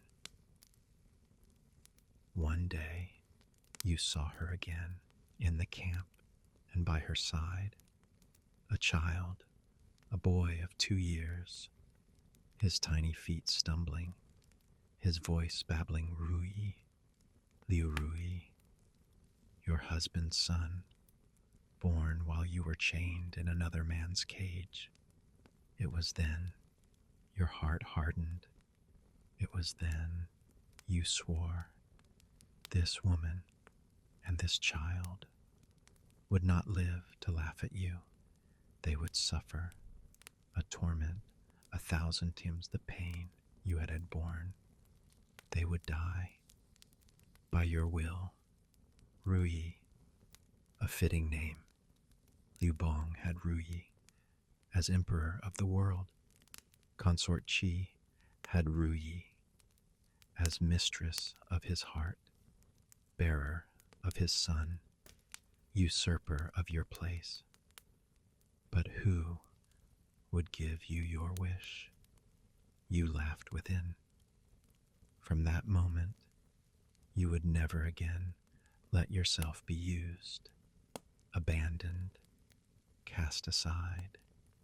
No one would replace you. No one would supplant your children. You would take power, step by step, and hold it so tightly that no man, not even the emperor, could strip it away. The smoke of war cleared, the dead were buried, the battlefield swept. At last, your husband, Liu Bong, 54 years of age, rose upon the bones of countless corpses to the throne. The Han dynasty was born. its capital, Chang'an, and you, Lady Liu, 39 years of age, battered by chains, scarred by hunger, were made empress. You entered the pepper chamber of Weiyang Palace, robed in brocade, crowned with phoenix and gold, but the silks could not warm you.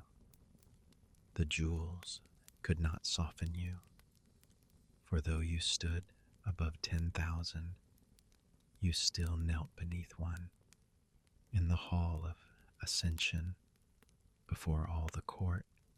You bowed to the man who had betrayed you, congratulated him, prayed his reign be long, and thanked him for the honor of your crown. Gratitude? It was he who owed you. Beneath the weight of robes and diadem, you lowered your head, but behind your wide sleeves, your eyes, red with blood and sleepless nights, were empty of joy.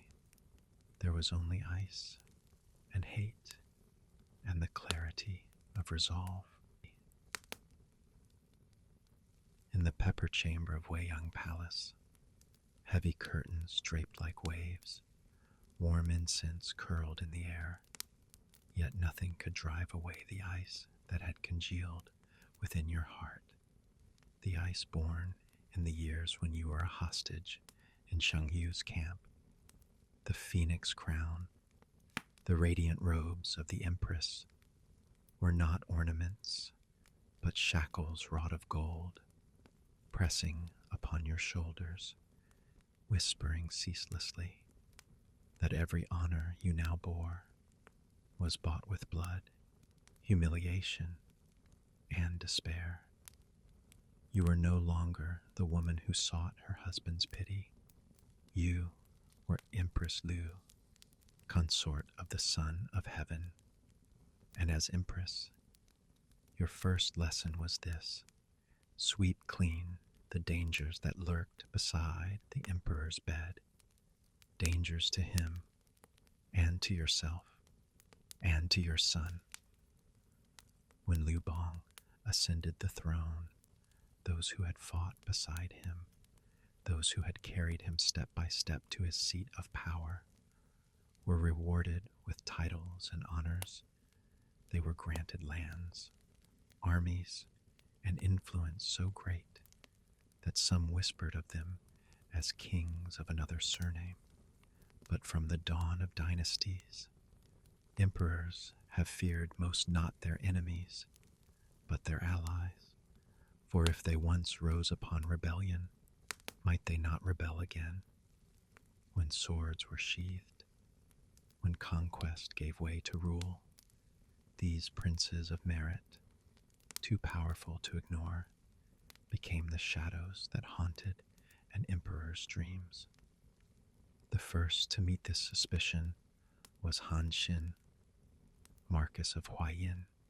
Once, he was hailed as the immortal of war, the blade with which Liu Bang carved his empire, the master of stratagem, the man who could command 10,000 as though they were one. But now, he was a tiger, caged in Chang'an, feared, admired, distrusted. Liu Bang leaned upon him, yet trembled at his name. Then came rumor, whispers, that Han Xin had conspired, that he courted rebellion, that in the emperor's absence he might raise his banners and take the capital, true or false. You knew what this meant. The emperor, your husband, aged, suspicious, would not suffer Han Xin to live, yet killing a great minister, staining one's reign with the blood of its greatest hero. Liu Bang would not bear the shame, nor would the old generals, Comrades of Han Xin's campaigns stained their own hands, so the task fell to you.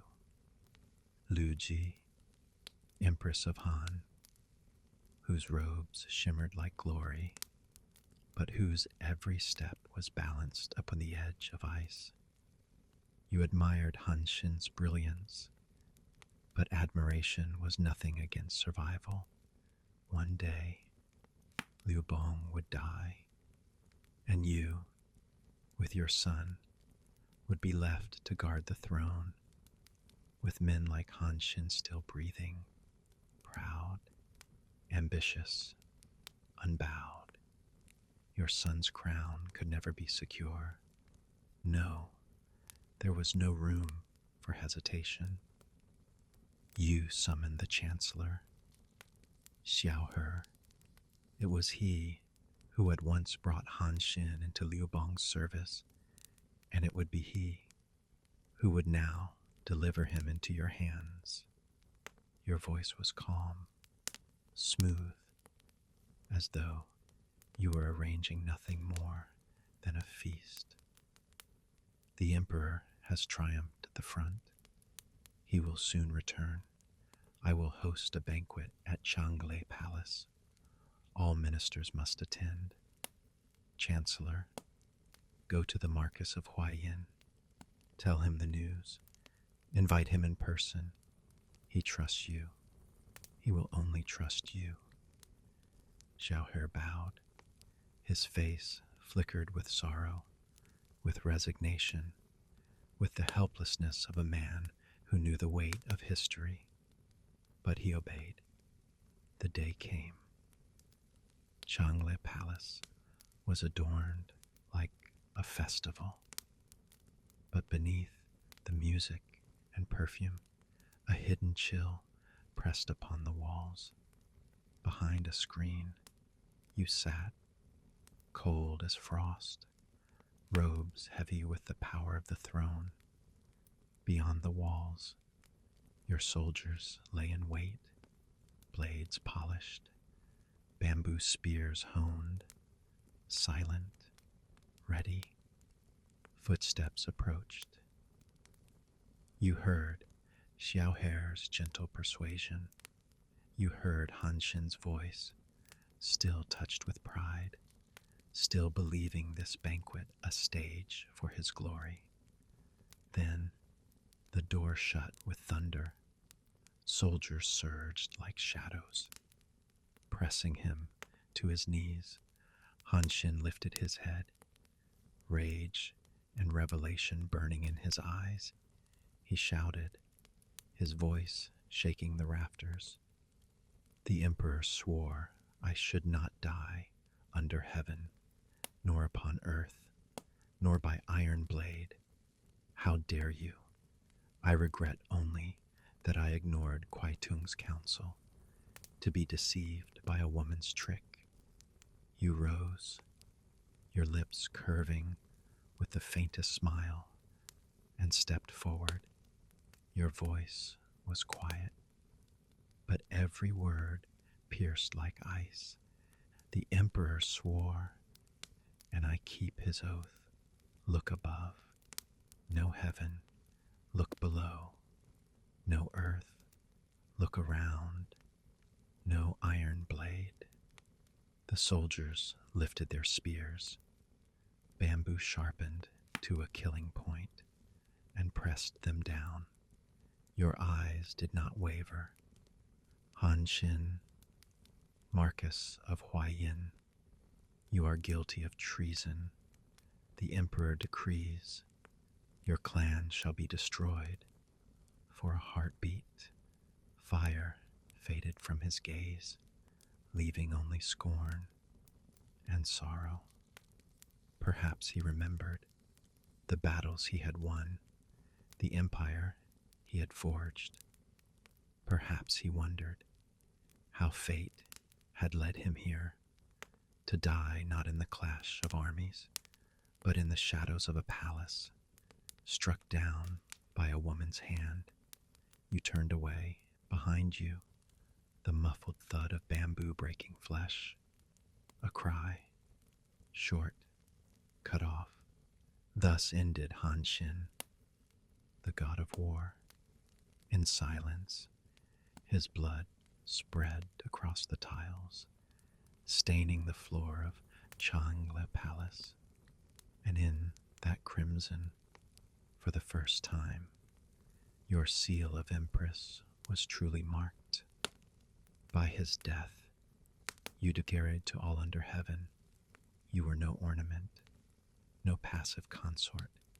You were Empress Liu, and your path of power had only just begun.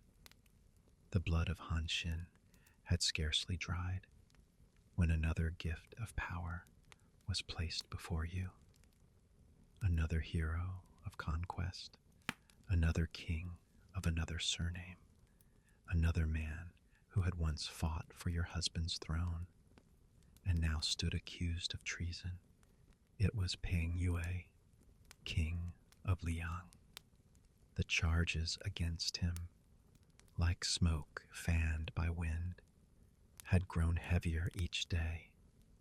But after the brutal death of Han Xin, your aging husband, the emperor, softened. He decreed no execution, only that Peng Yue be stripped of his title, reduced to a commoner, and exiled to the distant lands of Shu. Yet on the road of exile, fate drew his path across yours. When his guarded procession encountered your carriage, Peng Yue broke free.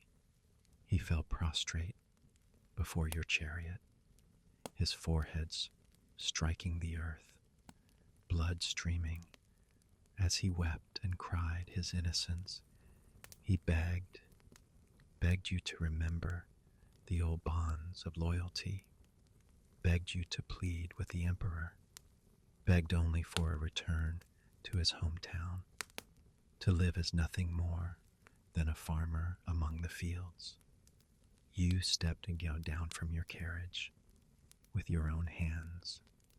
You raised him, looking into his aged and desperate face. You let compassion soften your eyes. You pressed a kerchief lightly against your lids, as though sorrowed to tears. Why trouble yourself so, General Peng? You sighed, voice warm enough to melt snow. The journey is long. Come with me back to the palace first. The emperor was moved in anger. I shall plead gently on your behalf. Gratitude shone from his eyes, like a drowning man glimpsing land. How could he imagine that this hand he thought merciful would lead not to freedom, but to a darker abyss? You brought him back, but not to the emperor's hall. You confined him quietly in the palace itself. And then you went to Liu Bang. No, you did not plead. Your voice, calm yet sharp as steel, pronounced instead his sentence. Peng Yue is a warrior. To send him to Shu is to let a tiger roam free. Should he gather old troops upon the mountain roads, rebellion will rise anew. Better, you paused, watching the emperor's eyes grow dark. Better to finish what has been begun, end him, and leave no danger behind. Liu Bang said nothing, but silence was assent. Thus the fate of Peng Yue was sealed. Death, not for him alone, but for his clan. 3 generations erased, and still you were not finished. History records that after his execution, you decreed his body to be cut apart, his flesh boiled, his remains turned into a gruesome broth. Then you sent it forth in porcelain bowls to every king of the realm. when the lords of the empire lifted the lids of those gilded boxes, when they looked inside and understood what was placed before them, their faces turned ashen, their hearts collapsed in dread. In that moment, every man who wore a crown beneath heaven understood this is the fate of defiance. And the hand that wields the knife is not the emperor's, but the empress's. Your will, sharper than any sword, colder than any frost. If Han Xin and Peng Yue could be slain at your command, who among them would dare whisper rebellion? From that day, no prince, no lord, no minister dared lift his head too high or speak your name without fear. You, sitting high in Wei Yang Palace, listened to the whispers carried by the wind. You heard the fear. You heard the trembling awe. At last, your lips curved into the faintest, coldest smile. Resolute, they called you. You accepted it gladly. Cruel, they murmured. You accepted it still. For when you were gentle, who had ever seen you? When you wept, who had ever pitied you? In this world ruled by power, in this court where every step was a knife's edge, what worth was pity? Better than their pity was their fear, and fear only arises from power, power unquestioned, power absolute. And you, Lu Ji, knew this truth deeper than any soul alive, just as you were focused on forging authority at court, clearing away those veterans whose merit overshadowed the throne. Another threat, coiled deep within the inner chambers, slipped past your notice for a moment. The woman you had long since come to hate, the one who posed and pouted before your husband day after day, Consort Chi. While you exhausted heart and mind to manage the emperor's enemies, while you shouldered the ancient infamy of being called ruthless, venomous, ungrateful, that woman, leaning on the late love of an aging Liu Bong, wept upon his pillow each night, begging him to depose your son, the crown prince Liu Ying, and to raise her own son, Liu Ruyi, as heir. You had endured her because you knew how deeply she pleased your husband, grown old and suspicious. Even as Empress of Han, mother of the realm, you still had to bend to the emperor's will. You knew better than anyone that the thin thread once called conjugal affection had been worn to gossamer by years of war and the humiliations of your hostage days. If you had not agreed to be the knife in his hand, cutting down the threats to imperial power, if you had not, with empressly grace, kept the harem in order, placing each concubine and child, including Consort Chi, where they belonged, he might already have cast you aside with a single careless kick. So even at the summit of power, you endured her taunts, as you had endured the cold of Chu's prison. She flaunted how tenderly the emperor cherished her. She mocked with feigned innocence the face that time and suffering had carved upon you.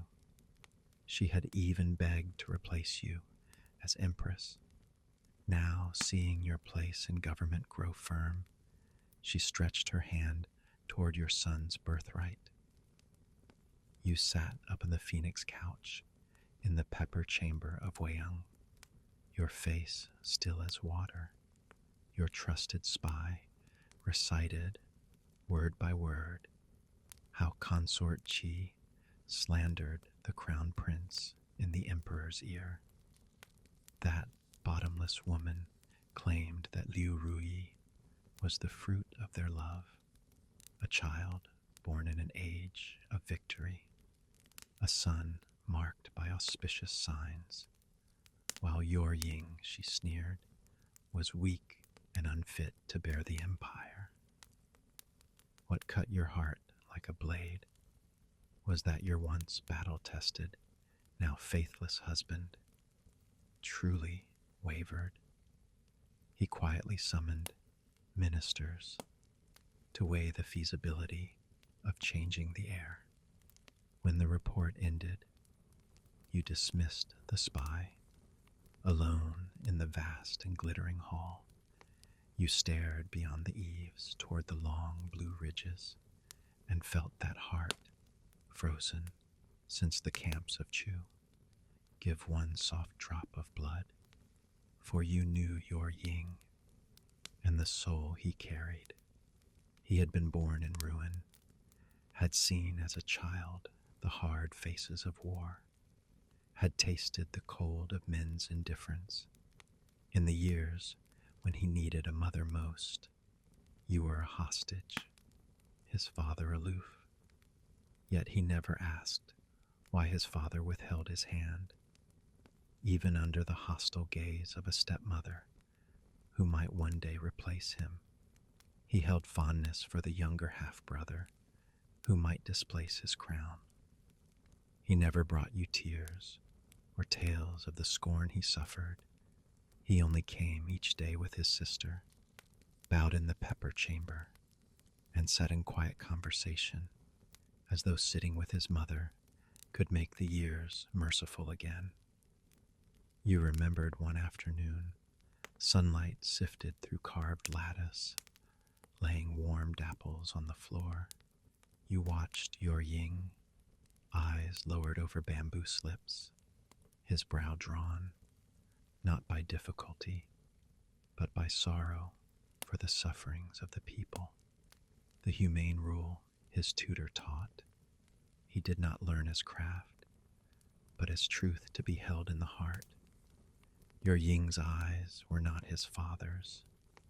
Liu Bong's gaze, cut like a hawk's, weighing men and profit. Ying's gaze was a clear spring, limpid to the bottom, filled with a tender, almost timid compassion. You had seen him fret over a nestling with rain-broken wing, ordering eunuchs to carry it gently, then nursing it himself. You had seen him spare a boy attendant who smashed a jade cup in panic, not with rebuke, but with "it is nothing. Who among us is without fault?" You had once told of Qin's wars, of the land drowned in blood, and watched him turn quietly aside, a tremor of light at his lashes. As a mother, his goodness melted you. It was the patch of ground within you, left unsullied, even as blood and intrigue washed over your life. By lamplight, after others slept, you would stroke that slight furrow between his brow, and a flood of protective love would rise. You swore to guard the clear water in his eyes, never letting this foul world muddy it. But more often, a colder fear took you by the throat. In peaceful years, such goodness is virtue. In the wolf-thick palaces of Weiyang, it is mortal flaw. You watched him treat servants with courtesy and fretted, "My son, they are slaves. You are lord. Soon you are sovereign. Where is your awe?" You heard him speak rule by benevolence, and your heart went cold. My son, this realm was swallowed by chewing through bones, with kindness alone. How will you hold the uncles crowned with merit and ambition? How will you silence the harem's restless malice? And when you recalled consort Chi's smiling serpentine eyes, and Liu Rui's face, so like his mother's, your fear froze to iron.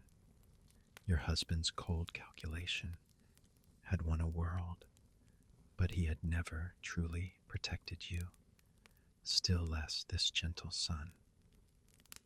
Your thoughts turned again to Ying's figure in the sun, to the quiet lift of his mouth when he read a humane decree of the ancients. Suddenly you knew who he resembled. He was the image of the woman who died in Chu's cages, the woman you once had been, gentle, hopeful, believing that sincerity could win sincerity. You had not saved that woman then. You would not, could not, let anyone harm your Ying now. Ying, my child, my pride, you vowed within. Your hands are meant to hold the imperial seal and right humane rule, not to be stained with blood. Your heart is meant to feel the world and pity the multitude, not to bear the malice of men. If your heart is soft, then I shall forge your armor of steel. If your hands will not bloody themselves, then I shall lift the butcher's blade for you, and hack down every thorn that seeks your flesh. I will cleanse this court within and in and without of wolves and tigers, of serpents and rats. I will pave a level road for your steps to the utmost throne, even if, from that day on, fear and distance cloud your gaze when you look at me, even if the historians stitch me to a pillory as a venomous woman. If only you can sit secure upon the dragon seat and keep alive the kindness your father has lost, and I long ago cast away, then all prices are small. You breathed the lightest sigh. It vanished in the hush of the hall. Your eyes, however, hardened, bright as quenched iron. You rose and summoned the Marquis of Liu, Zhang Liang, this master of kings, the keenest strategist beneath your husband's banner, born of ancient nobility, learned, upright, far-sighted, honored in court, revered among scholars and common folk alike. Long since, he had seen the emperor's suspicion, and so, when Han was founded, he withdrew with perfect timing, pleading illness, stepping away from the core of power. His prudence, his measure, had earned him what few founders enjoy, a peaceful end, and the title of one of China's wisest counselors. You knew that a mind so soaked in classical virtue, a man who prized legitimacy and moral right, would stand with the empress and the legitimate crown prince, and more, with the prince's own gentle goodness. Even if he could not openly oppose the emperor, he would show you a path. So it proved. Zhang Liang offered a plan. You did not clash with Liu Bong on his moment of doubt. You turned it. You took the prince's pure reputation, your own unmatched empressly honor, and Zhang Liang's personal renown and network, and you did what the emperor could not. You invited into the palace 4 sages of the mountains, men whom Liu Bong had begged in vain to serve. men who had refused the world for decades, the four elders of Shang Mountain. You asked them to come forth and to stand behind the crown prince Liu Ying. The chronicles say these four, long past 80, had hidden themselves during Qin's tyranny, scorning the first emperor's harsh rule. After the founding of Han, Liu Bong enticed them again and again with humble gifts, and they refused again and again. Thus, when in a palace feast, the emperor turned and saw, behind the crown prince, four white-browed figures, grave of dress, radiant of bearing. He started in astonishment. When he learned who they were, shock broke across his face, and he burst out, "I have sought you for years, and you fled me. Why now do you walk with my son?" The four elders, unruffled, repeat with calm gravity, "Your Majesty belittles scholars and scolds them. We hold to righteousness and would not bear insult, so we hid. We have heard that the crown prince is humane and filial, that he honors the worthy, and that men of sense throughout the realm stretch their necks, ready to die for him. Therefore, we have come." Word by word, their answer struck the pillars like bronze. Liu Bong fell into a long silence. He offered no rebuttal, only a sigh that sounded like a door closing. "Trouble yourselves, then, to guard and temper the crown prince to the end." When the feast was ended, the emperor pointed to the retreating backs of the four and said to Consort Qi, whose face had gone the color of ashes, "I wish to change him, but with these four to wing him, his flight is full. He cannot be touched. Liu will truly be your lord." From that day, the thought of altering the heir died in him.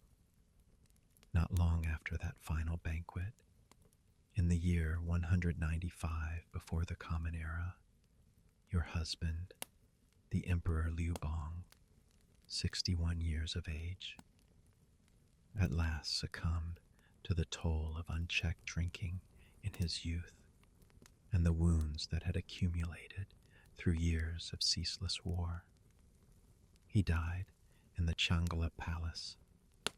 You and your children, clothed in mourning robes, knelt before his bier, though the bond of husband and wife had frayed to little more than a withering thread long before this moment, when you gazed upon his aged face, lifeless and still, your heart none the less clenched with pain. Tears welled and broke forth. Perhaps it was because you had once, in truth, loved this man. Perhaps because you mourned those fleeting moments of tenderness that would never return. Perhaps it was nothing more than your final farewell to a fate of entanglement and torment. That night, sleep did not come. Alone you sat within the vast and ornate hall, and after sorrow had ebbed, there arose within you a sensation long forgotten, a release unlike any other.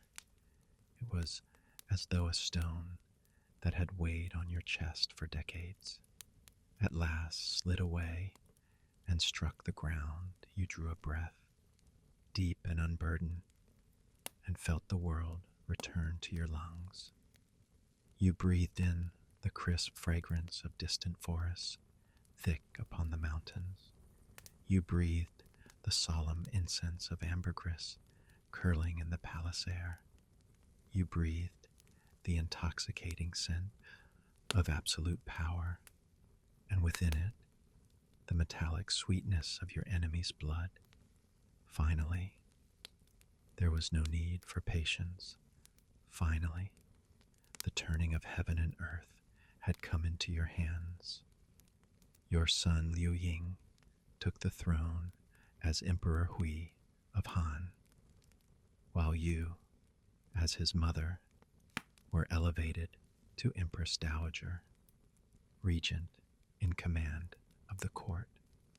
Yet before the pearl-encrusted diadem of the Empress Dowager could rest upon your brow, one thorn had to be plucked out, root and stem alike.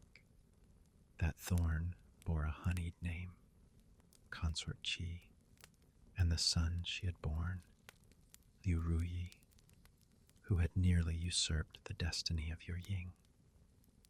Revenge was not a passing whim.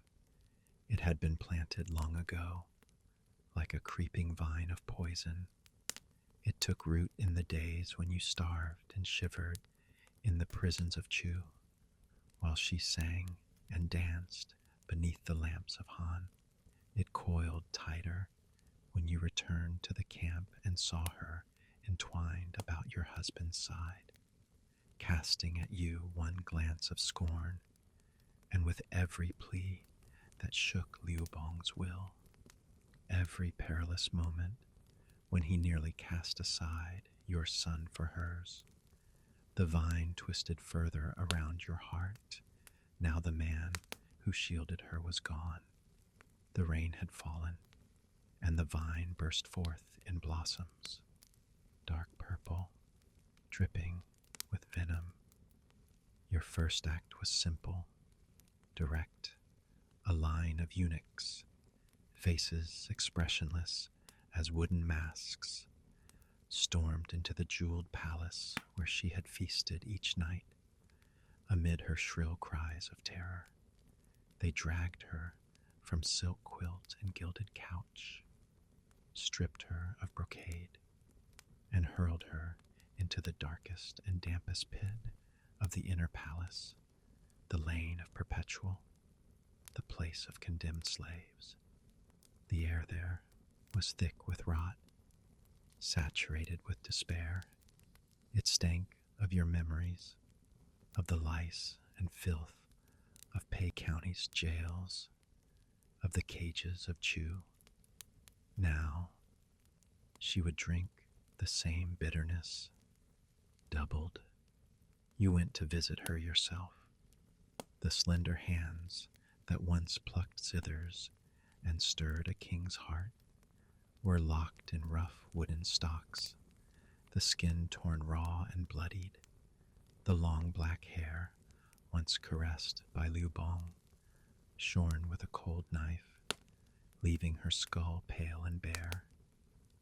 She wore ragged prison garb, and under the lash of overseers, pounded grain with a pestle heavier than her slight frame could bear. Blisters and calluses bloomed where silk had once wrapped her fingers. Consort Chi, you said, your voice echoing in the damp and airless chamber, cold enough to freeze the breath in one's chest. His Majesty loved to hear you sing. Why not sing now? Is the sound of pounding grain too crude a rhythm for your lilting tunes? She raised her head, eyes drowning in tears. The gaze that once brimmed with charm now quivered with terror. She tried to kneel, but the stocks toppled her. She fell prostrate at your dust-stained shoes, whimpering, Your Majesty have mercy. I know my fault. I truly know my fault. I beg you, for the sake of young Ruyi. Ruyi, the name left your lips like a scoff. Be at ease. Soon enough, you shall be reunited. And with that, the last spark of hope guttered from her eyes, You left her screams and pleas behind, satisfied. The next stroke was for Liu Ruyi, the child whom your husband once sought to trade for the empire of your son. As long as he breathed, he was a sword above Ying's head, so you summoned him with imperial edicts, called him to Chang'an in the name of his brother, the emperor. Your son Ying, in his gentle heart, tried to shield his younger half-brother. He greeted him at Basheng himself, kept him by his side, ate and slept with him, making your agents powerless. But you had patience. You had endured 28 months as a hostage. You had survived betrayal after betrayal. Patience was your deepest well. At last, on a winter morning, Ying rose early to practice archery. He could not wake his younger brother, still sleeping peacefully, and in that hour, your envoy entered, ghost-like, bearing the Empress Dowager's urgent summons. They forced open the child's lips and poured in a bowl of poison wine, thick and black as ink. When Ying returned, uneasy, he found only a small body twisted by agony, the features darkened, the orifices streaming blood, cold as stone. The terrified servants whispered the news to you, and your heart did not stir. It was as though someone had told you of a broken vase put away. Your son's peril was removed. The blade above him was gone. Now, it was time to finish the bird in the lane of perpetual, the bird who would never sing again. You know pain better than most. Death, in its finality, is almost merciful, easy, blunt, a single, cold end. The true horror is the slow undoing, to be left alive when life itself is worse than death. You would not grant her that mercy. You vowed that she would first drink deep of doubled shame and the grinding grind of imprisonment, that every hour would be an ache, every night a fresh humiliation. Then, when her knees had grown weak and her spirit thinned to a thread, you would let the last hope, the child she bore, be cruelly taken from her. You wanted her to feel that particular marrow-deep despair, the knowledge that the heart she had trusted most had been taken by treachery. And after that ruin, you resolved she must not be freed by death, but condemned to the most awful of survivals, to live on in a state of brokenness and abasement so complete, so shaming, that it would echo every wound you had once borne at the hands of her and of the faithless man, Liu Bong. Only such a fate, you decided, would be worthy recompense for the betrayal and for the long years of suffering he had thrust upon you. She used to charm the court with song and dance, did she not? So you stripped from her the very instruments of that seduction. You took her hands, the delicate fingers that once coaxed melody from strings, and made sure she could never strike a chord again. You robbed her feet of their former grace, so those once enchanting steps would never glide across a hall. You stole her sight, tearing away the light with which she had once cast scorn and mockery at you. Those same bright eyes were closed, left only as hollow reminders of what had been. You silenced her music, forcing into her ears a torment so fierce that song could never find its way home. You broke the voice that had once bent emperors to her will, until all that remained were choked animal sounds. You rendered the woman who had been worshipped for her beauty and art into a shadow of herself, bereft of grace, bereft of sense, bereft of speech, a living thing made to endure the humiliation she once dispensed. You did not grant her the sweet release of death. You had the court physicians bind and dress each wound, keep her clinging to life, and then you cast her into the filthiest oubliette of the palace, a place of rot and shame. Let her live beneath the crawl of maggots and the stink of waste. Let her remember in every miserable breath the price of having toyed with you. Let her existence be your lesson writ large, that a woman who mocked you and stole from you would not vanish quietly, but would be reduced to the most pitiful, unrecognizable form, a human swine, left to haunt the empire with the memory of your vengeance. You watched every measure of this justice carried out. When it was done, the cold satisfaction that rose in you was not bloodlust, but the final, terrible settling of an account. You arranged for your son to see the ruin you had made, to learn the nature of power in a world that eats the weak and spares only the ruthless. You told him calmly, "Come, your mother will show you a rare thing, to let you understand the truth of this world." Ying followed you. The stench of the place struck him. He recoiled, asking, "Mother, what is this? How can such filth be within the palace?" You pointed to the quivering shadow and said with cold pride, "Look well, Emperor. That is Consort Chi." For a moment, silence. Then Ying screamed, a cry beyond human.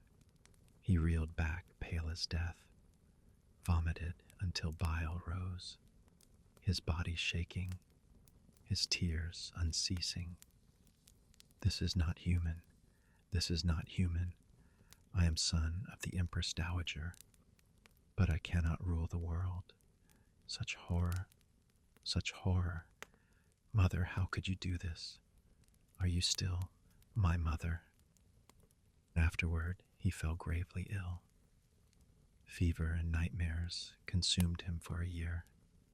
When he rose again, he was changed. He shunned all governance, drowned himself in wine and women, desperate to drown the memory of what he had seen. You watched his back, bent with despair, and perhaps for the first time, perhaps the last, a thread of regret brushed your heart, but you smothered it with iron resolve. You told yourself you were not wrong. You only did what any mother would do to guard her son's throne. Only your method was harsher than any before you. The cries of Consort Chi were silent now.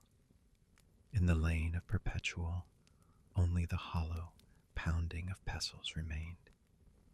You stood alone atop Weiyang Palace, the cold wind striking the beads of your diadem together in a faint metallic chime. And you knew, from this day forward, none would dare challenge the Empress Dowager. Fear is stronger than love. Fear holds the empire more firmly than kindness ever could. Your son could not bear the weight of the Han, so you, Lu Ji, would rule it in his stead. The reek of blood in the deep halls seemed not yet dispersed, but the wail that once belonged to Consort Chi had sunk forever into the filth of the lane of perpetual.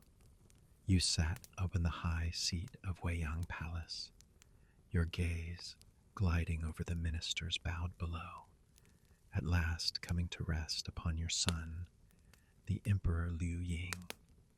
He sat upon the throne like a soulless jade effigy. Since that viewing of the human swine, the light in his eyes had gone out utterly. Court assembly, to him, was but the numb repetition of forms. His spirit had curled into a shell of wine and vacancy, fleeing the blood-bright truth of power you had shown him.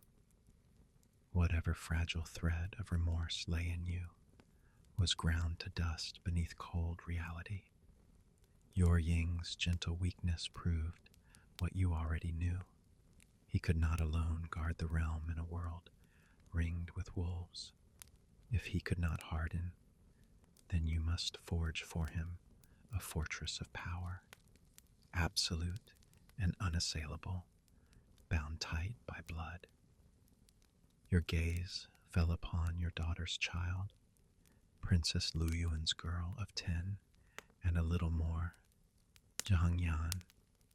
The child, soft and clear of eye, had inherited Lu Yuan's gentle beauty, and in her innocence you saw a reflection of yourself on the day you first wed Liu Bong, a thought, nearly perfect and merciless, sprang full within you. Kin upon kin, no, more than kin. You would fuse the blood of the Liu clan and the Liu imperial line in the most direct, most undeniable fashion. You would lock the dignity of the Empress forever within the body of Liu and Liu. You would let the future emperor's veins run doubly rich with the blood of Liu Ji. You summoned Princess Lu Yuan when you said calmly that her young daughter, Zhang Yan, would be made empress. Your daughter's face first showed astonishment, then horror, then disbelief and refusal. Mother, do not. Yan is Ying's own niece. This is incest. How will the world not mock us? How can Ying accept it? She knelt and pressed her brow to your feet, her voice trembling with panic. You looked down upon her, your tone tranquil yet final, as if reading a law already writ. Because she is closest of kin, the realm will be made unshakable. The emperor is anxious by nature. He needs the nearest heart to steady him. Yan is filial and mild, the most fitting queen. As for the tongues of the world, power writes right and wrong. As for the emperor, this palace has its way. You saw pain and struggle in your daughter's eyes, and what of it? When did you yourself ever have a choice? For the height of the throne, the blood of the nearest, and the rules of men may all be cast upon the altar. So, an almost unheard of marriage, absurd and resplendent, was performed beneath your iron hand. Weiyang blazed with lanterns, the music clamored with joy, yet an air of suffocation hung over every red silk banner. Your son, Liu Ying, pale as paper in his wedding robes, stared blankly as his niece, dressed in splendor, yet still childish of face, walked toward him. It was not a wedding, but the rite of his own offering.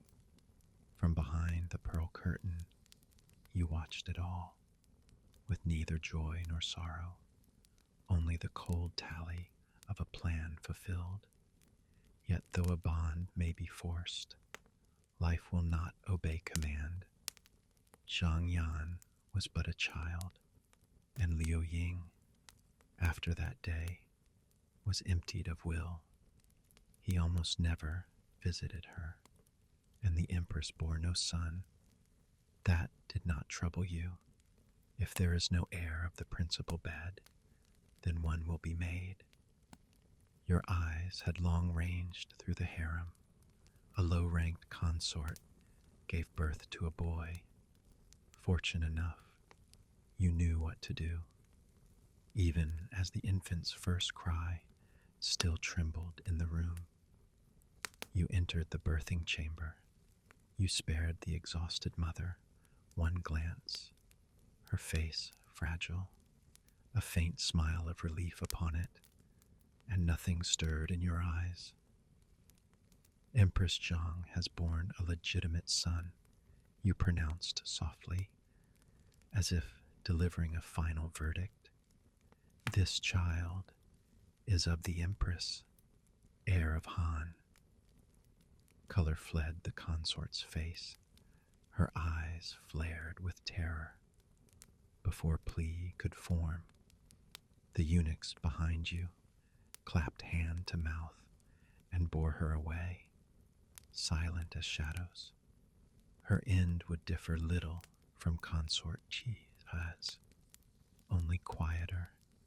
The child was carried into Zhang Yan's palace, and there named the rightful son of the Empress. Now it was stable. You thought blood, title, successor, all of it within your grasp. Yet you could not recall your son from his inward ruin. In the autumn of 188, before the Common Era, a cold more piercing than frost lay over Wuyang. Your Ying, the son for whom you had become a demon to shield him, did not survive his 23rd year. He lay upon the dragon couch, thin to bones that seemed to splinter at a touch. Melancholy and indulgence had long since hollowed him out. You held his cold hand and sat beside him. In that instant, you were not the regent who ruled in the emperor's stead. You were only a mother, losing her only son. Grief rose like a drowning flood. You remembered his innocent smile as a child, the small hand that once wiped your tears, and tears at last surged unchecked, falling upon the lifeless dragon robe, but only for a moment.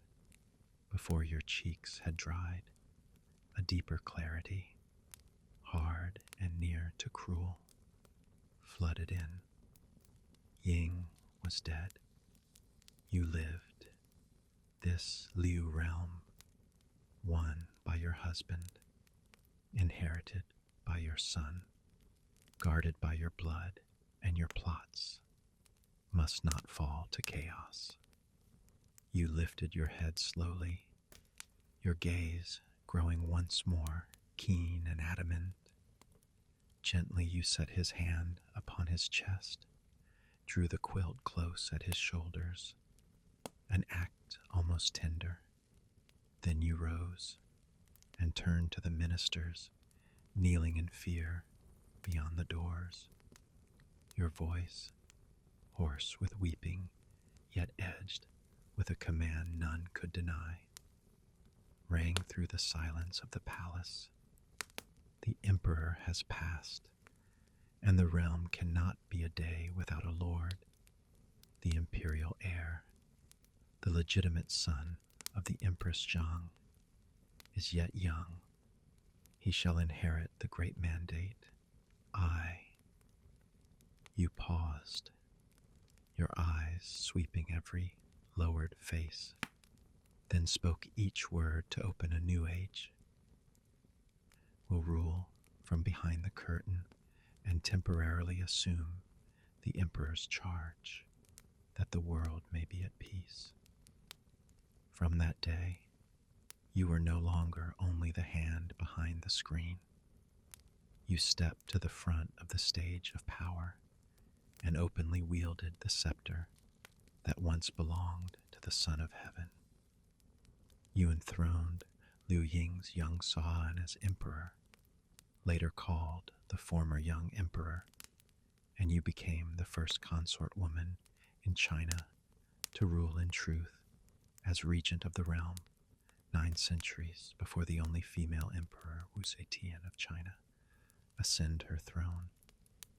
You stood upon the highest terrace of Weiyang, the wind whirring the pale beads of the Empress Dowager's crown until they chimed like ice. You knew the road beneath your feet was paved with white bones. You knew there was no close kindred left at your side. There was no path back, and none you would take even if there were. You must, and you would, walk on alone in the frozen marrow of Weiyang Palace, even the last illusion of family dissolved into nothing. Since the passing of Ying, you had shed at last the skin of mother and wife, and revealed the iron frame beneath, the cold and unyielding bones of power. You were no longer anyone's companion, no longer bound as someone's shadow. You, Lu Ji, were now the sovereign of Weiyang Palace, the single hand upon the board of rivers and mountains on stretching 10,000 li. You knew with piercing clarity, in this arena of power, neither affection nor bloodline could be trusted. Beneath the courtesy of the Liu clan's kin, suspicion and hatred of you, the woman of another house, smoldered without pause.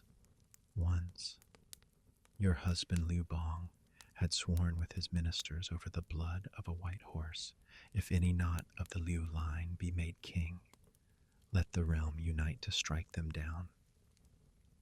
That oath still echoed, but now it pressed upon you like iron chains.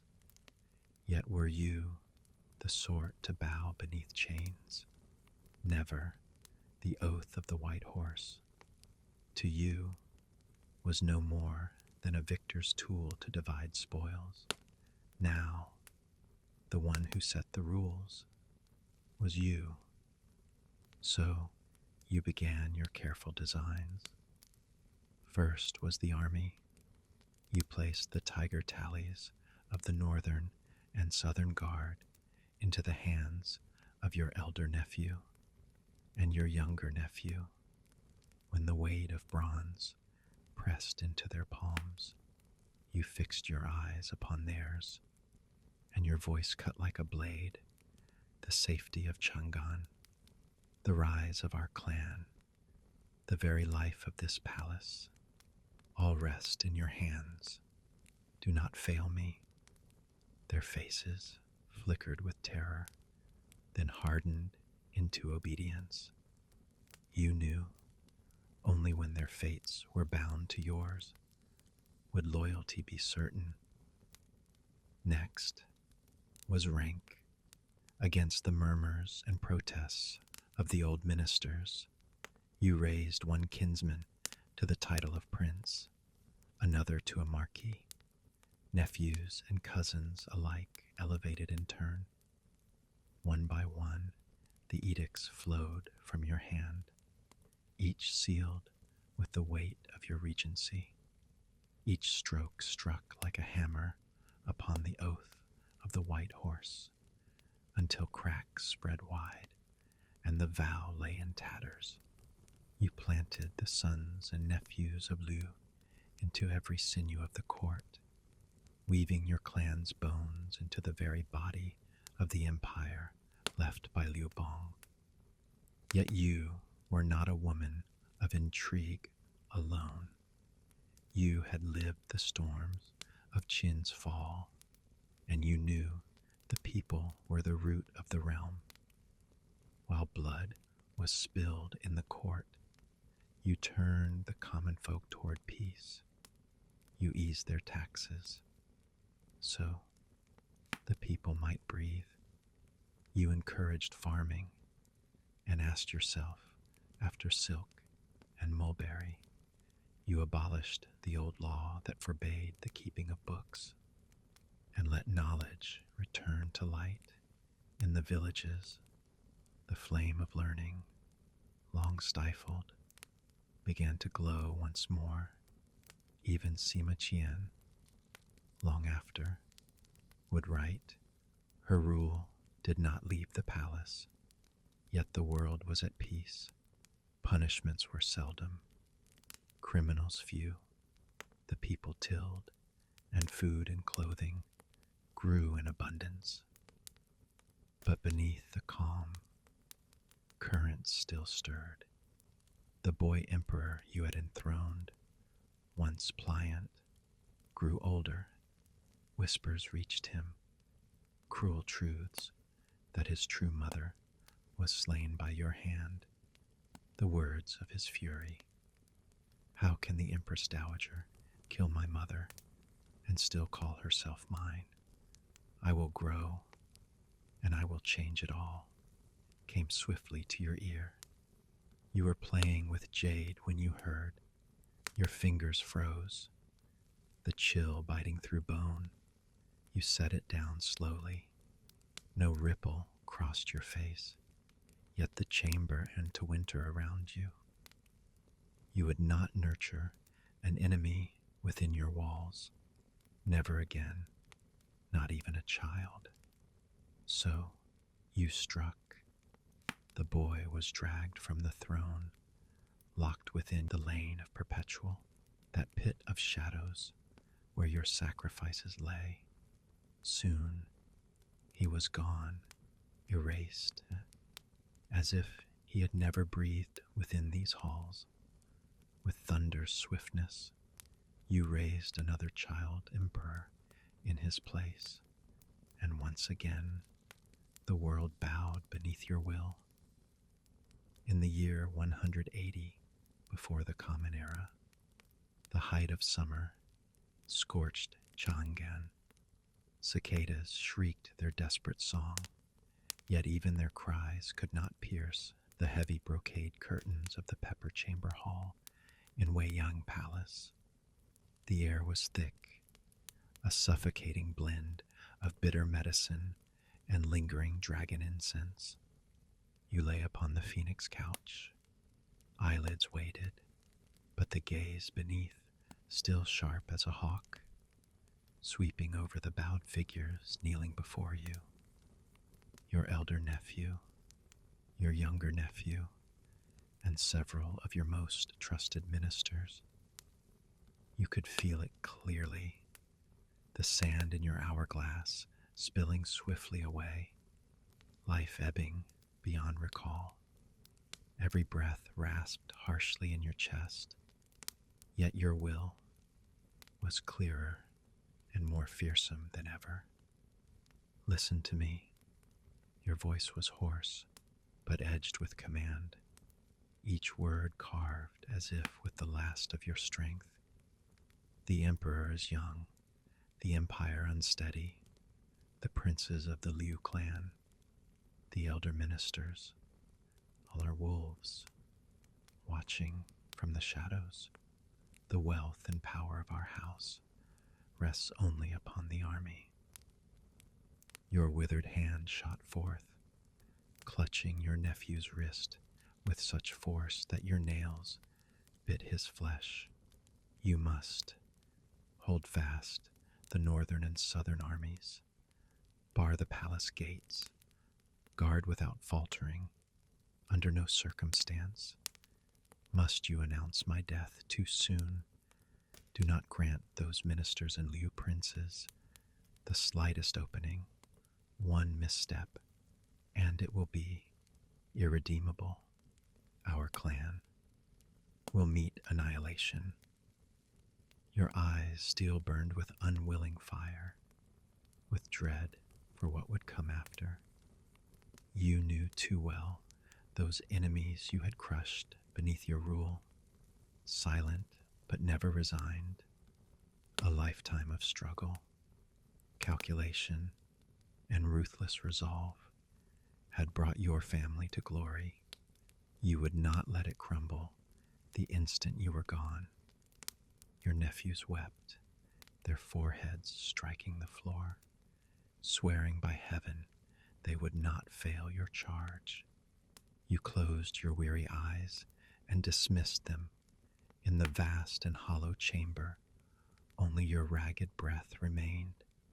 Scenes of your life streamed swift before you, the gaze of your father in Danfu County, the reluctance of your first marriage in Pei, the inhuman torments of captivity in the Chu camp, Lubong's cold and merciless back as he walked away, the hot spray of Han Xin and Peng Yue's blood, the broken body of Lady Qi writhing in filth, Ying's terrified, shattered eyes.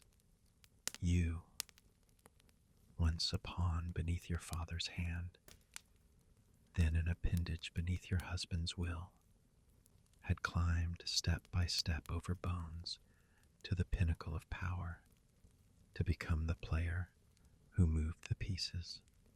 You had loved, hated, trusted, betrayed, and in the end, all had turned to ice in your grasp.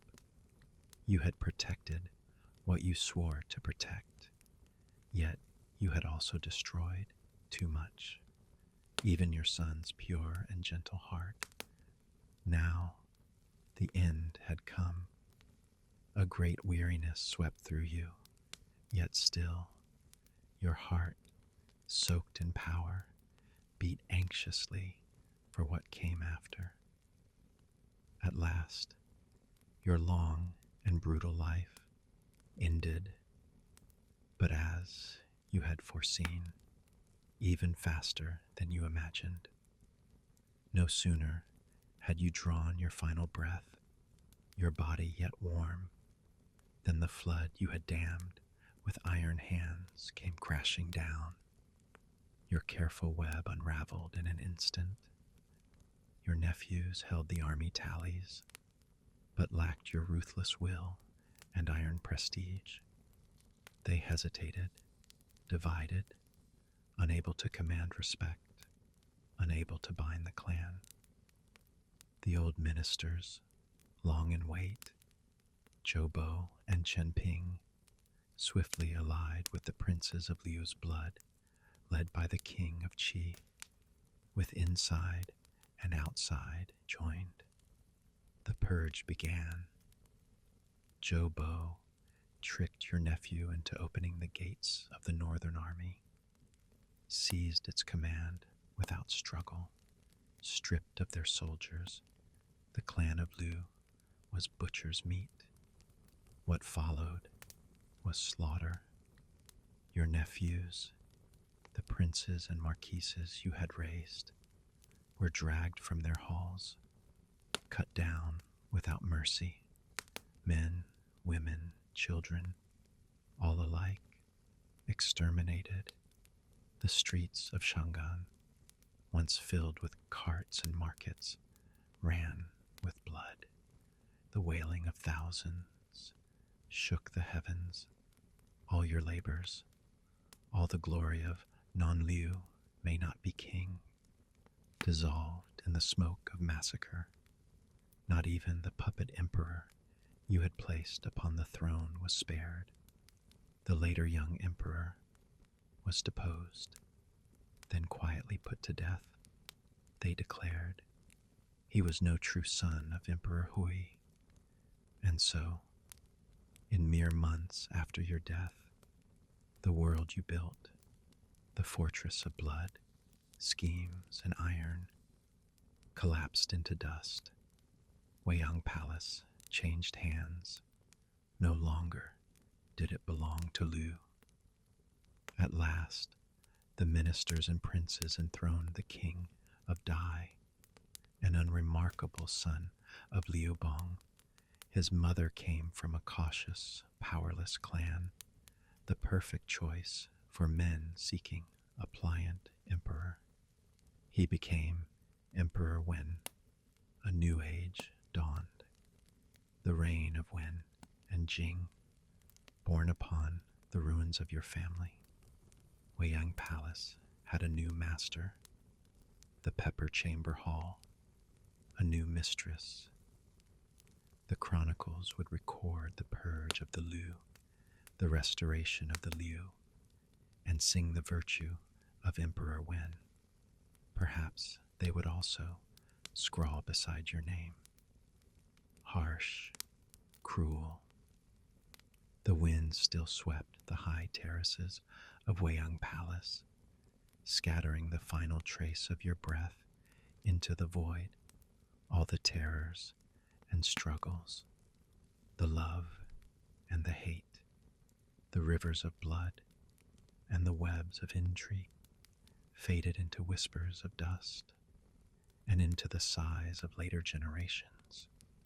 Thus ended the tale of Lu Ji. She fought a lifetime against the weight of fate, and in the end seemed only to prove its cycle true. She ascended higher than any woman before her, yet the cost was everything that bound her to the warmth of life, kin, tenderness, love itself. She remained not a mother, not a wife, but a symbol, a shadow enthroned within the halls of Weiyang.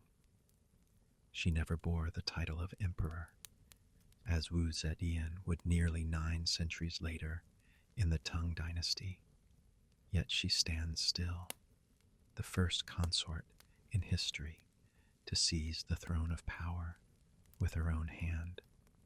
Her name endures, not in the softness of affection, but in the sharp edge of memory. Her strength, her cruelties, her resolve, her sins, all remain, a mirror held to power itself. And in the silence after her passing, the question still lingers upon the wind. Was she a monster made by her age, or simply the only woman who dared to be sovereign in it?